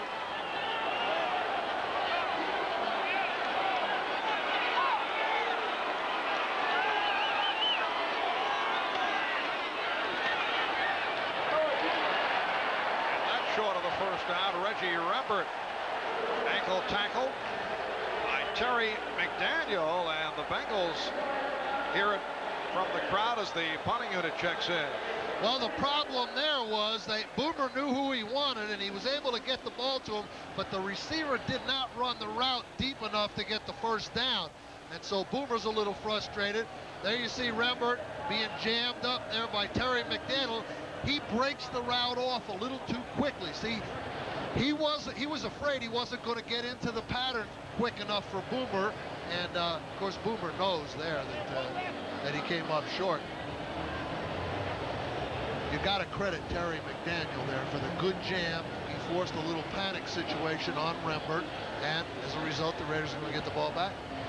Raiders took a timeout, so they have one timeout remaining. Cincinnati has all 3 left. Tim Brown is back in single safety, back at his 25-yard line. And Lee Johnson getting set to punt for the 5th time today. Well, the thing that the Bengals are going to regret if the Raiders can get points here is that penalty. You know, David Shula was talking about they were the 3rd highest penalized team in the league last year. This is something that he wanted to change, reduce the number of penalties. They also had been high on the turnover, 25th out of 28. He wanted to cut down on turnovers and penalties, and sure enough, that penalty may have cost them the game. Cincinnati also hit with 12 last week in Seattle. And a shank by Johnson. Got the hop, though. Here's Brown. Good coverage by the Bengals. Brown returning across the 40. It's a 38-yard punt and a 9-yard return. Darrell Williams made the stop, so the Raiders take over with 1:08 remaining in regulation. And there's Bruce Kazurski, the left guard, and of course, when they look at the films tomorrow on that 3rd and 1 situation, he's the guy that was offsides, and you know there'll be a lot of oohs and ahs in the offensive film meeting room when that happens.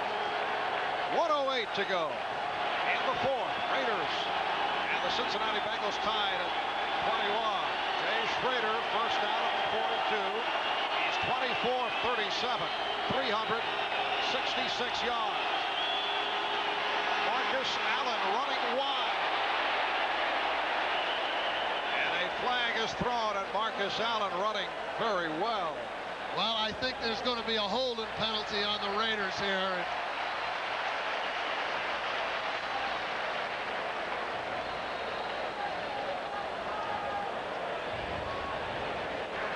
Holding. Number 68 of the offense. 10-yard penalty. Still first down. That's the left tackle, Bruce Wilkerson. Well, you see him on top of the screen there. He's got his hands around the Cincinnati defender, and of course he just kind of wrestles him down. He's got his left hand on his jersey tight.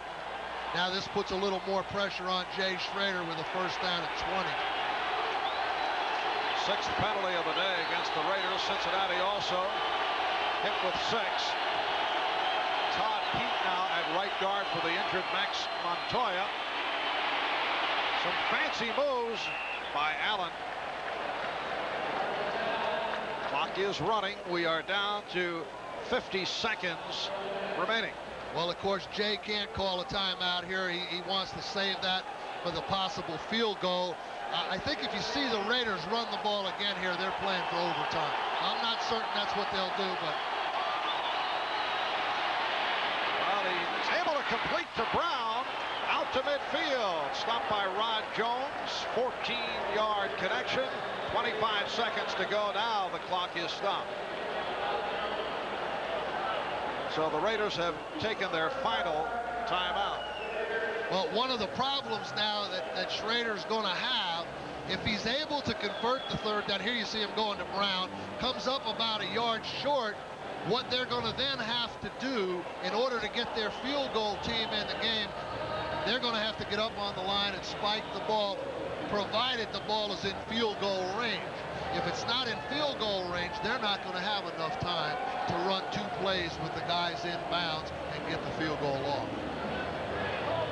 Ball spotted at the 49, and it's being called a 3rd and about a yard.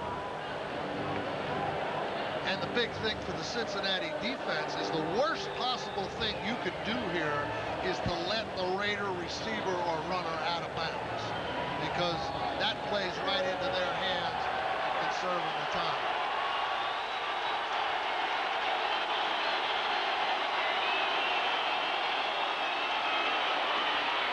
Steve Smith collecting the first down. Clock is running down to 15 seconds. He's going to spike it right here. There it is.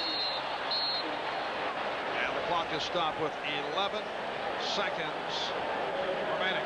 Well, now you got a choice here.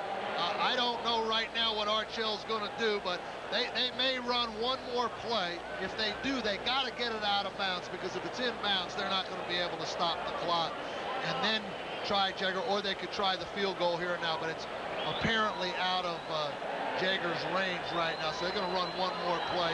Again, if Cincinnati cannot let the Raider guy out of bounds here.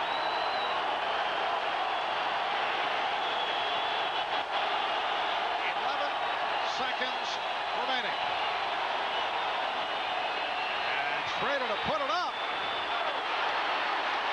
Willie Gault, the intended receiver, covered by Leonard Wheeler with 6 seconds to go. The Raiders are going to punt the ball. I'm pretty certain they're not going to. They're going to play for overtime here.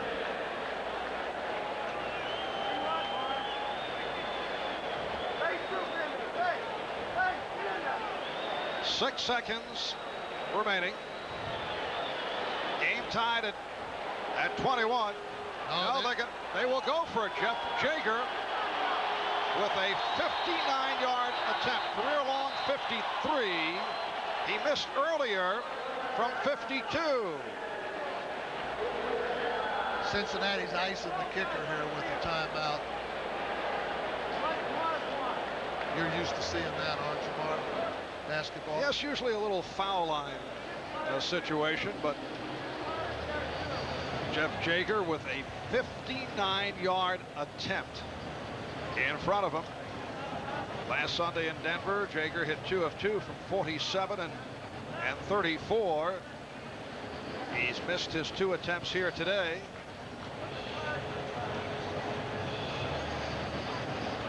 So when we resume, they'll line up again for this long shot attempt. Well, of course, you know, you don't want to think negatively, but, you know, the only way the Raiders cannot get into overtime here is if this thing is blocked and returned for a touchdown. And I've seen a couple of those in my day, and you know, the chances of hitting this 59-yarder, I mean, I would take the shot myself, but they have to be very careful on their protection.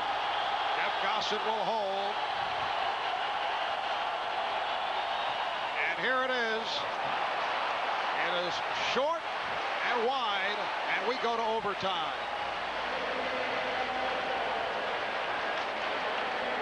That is the end of regulation. Well, 59 yards, of course, is an awful high expectation for your field goal kicker. Normally, these kickers try to overkick this ball to drive it that distance, and as a result, usually pull it one way or another.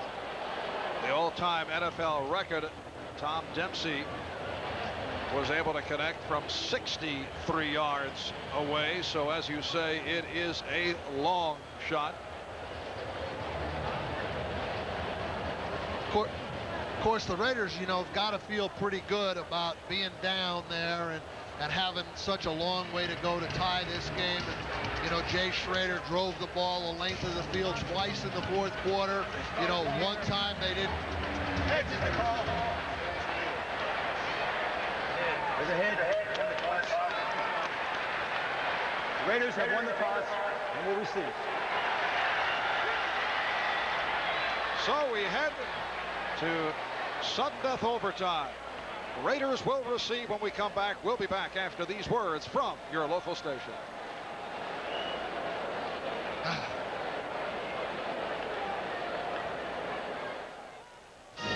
On an unsolved season premiere, eyewitness encounters with a UFO. It was not from this planet. Exclusive home videos prove this is no hoax. The season premiere of Unsolved Mysteries, NBC Wednesday.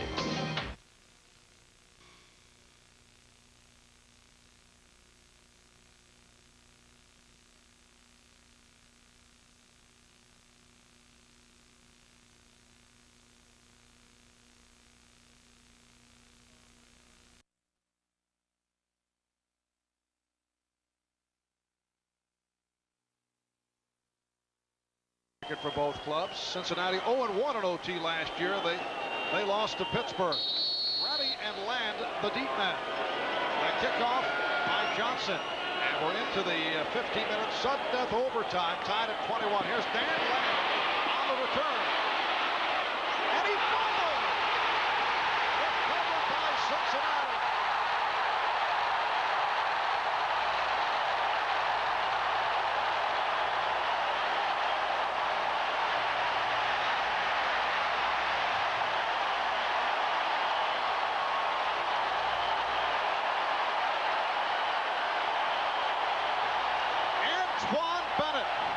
Second-year player from Florida A&M, a 12th round draft pick a year ago on the recovery of the fumble by Land.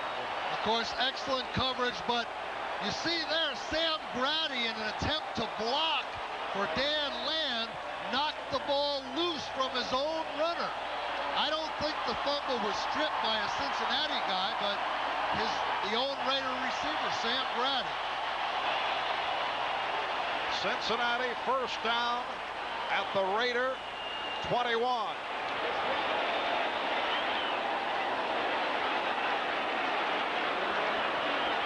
This is Derek Fenner moving to the 17. You see Land carrying the ball in his right arm here, and his own man, Sam Grady, in an effort to peel back and block the Cincinnati guy, knocks the ball loose.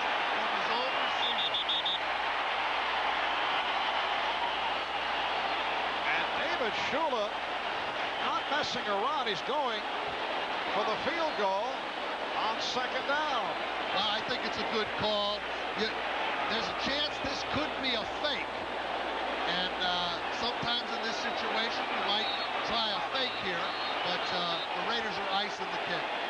A 34-yard attempt for Breach. Raiders call for the timeout. 57 seconds into overtime.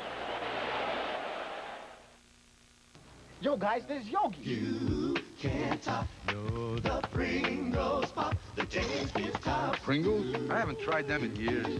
Pringles taste better than these bag chips. Check it out, yo. I'll believe it when I believe it. So? I believe it.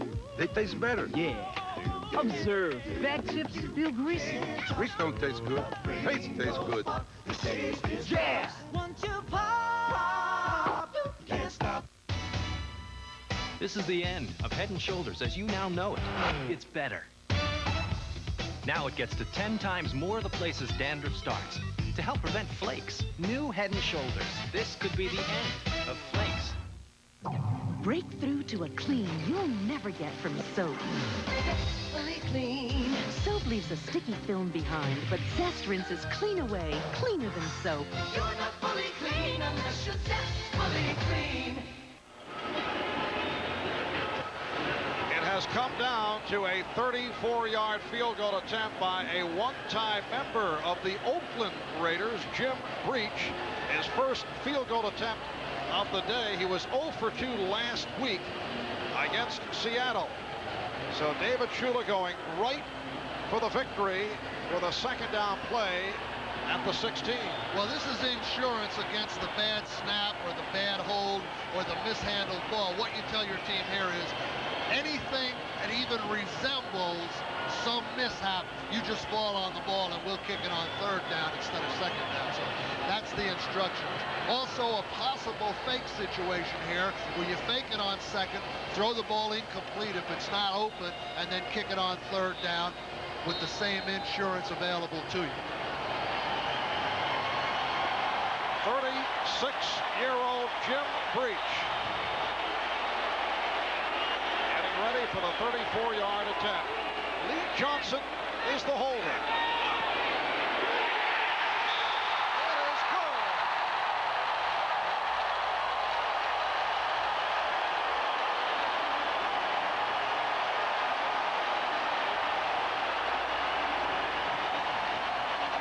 And the 33-year-old head coach David Shula is now 2-0 The Bengals defeating the Raiders in overtime, 24-21.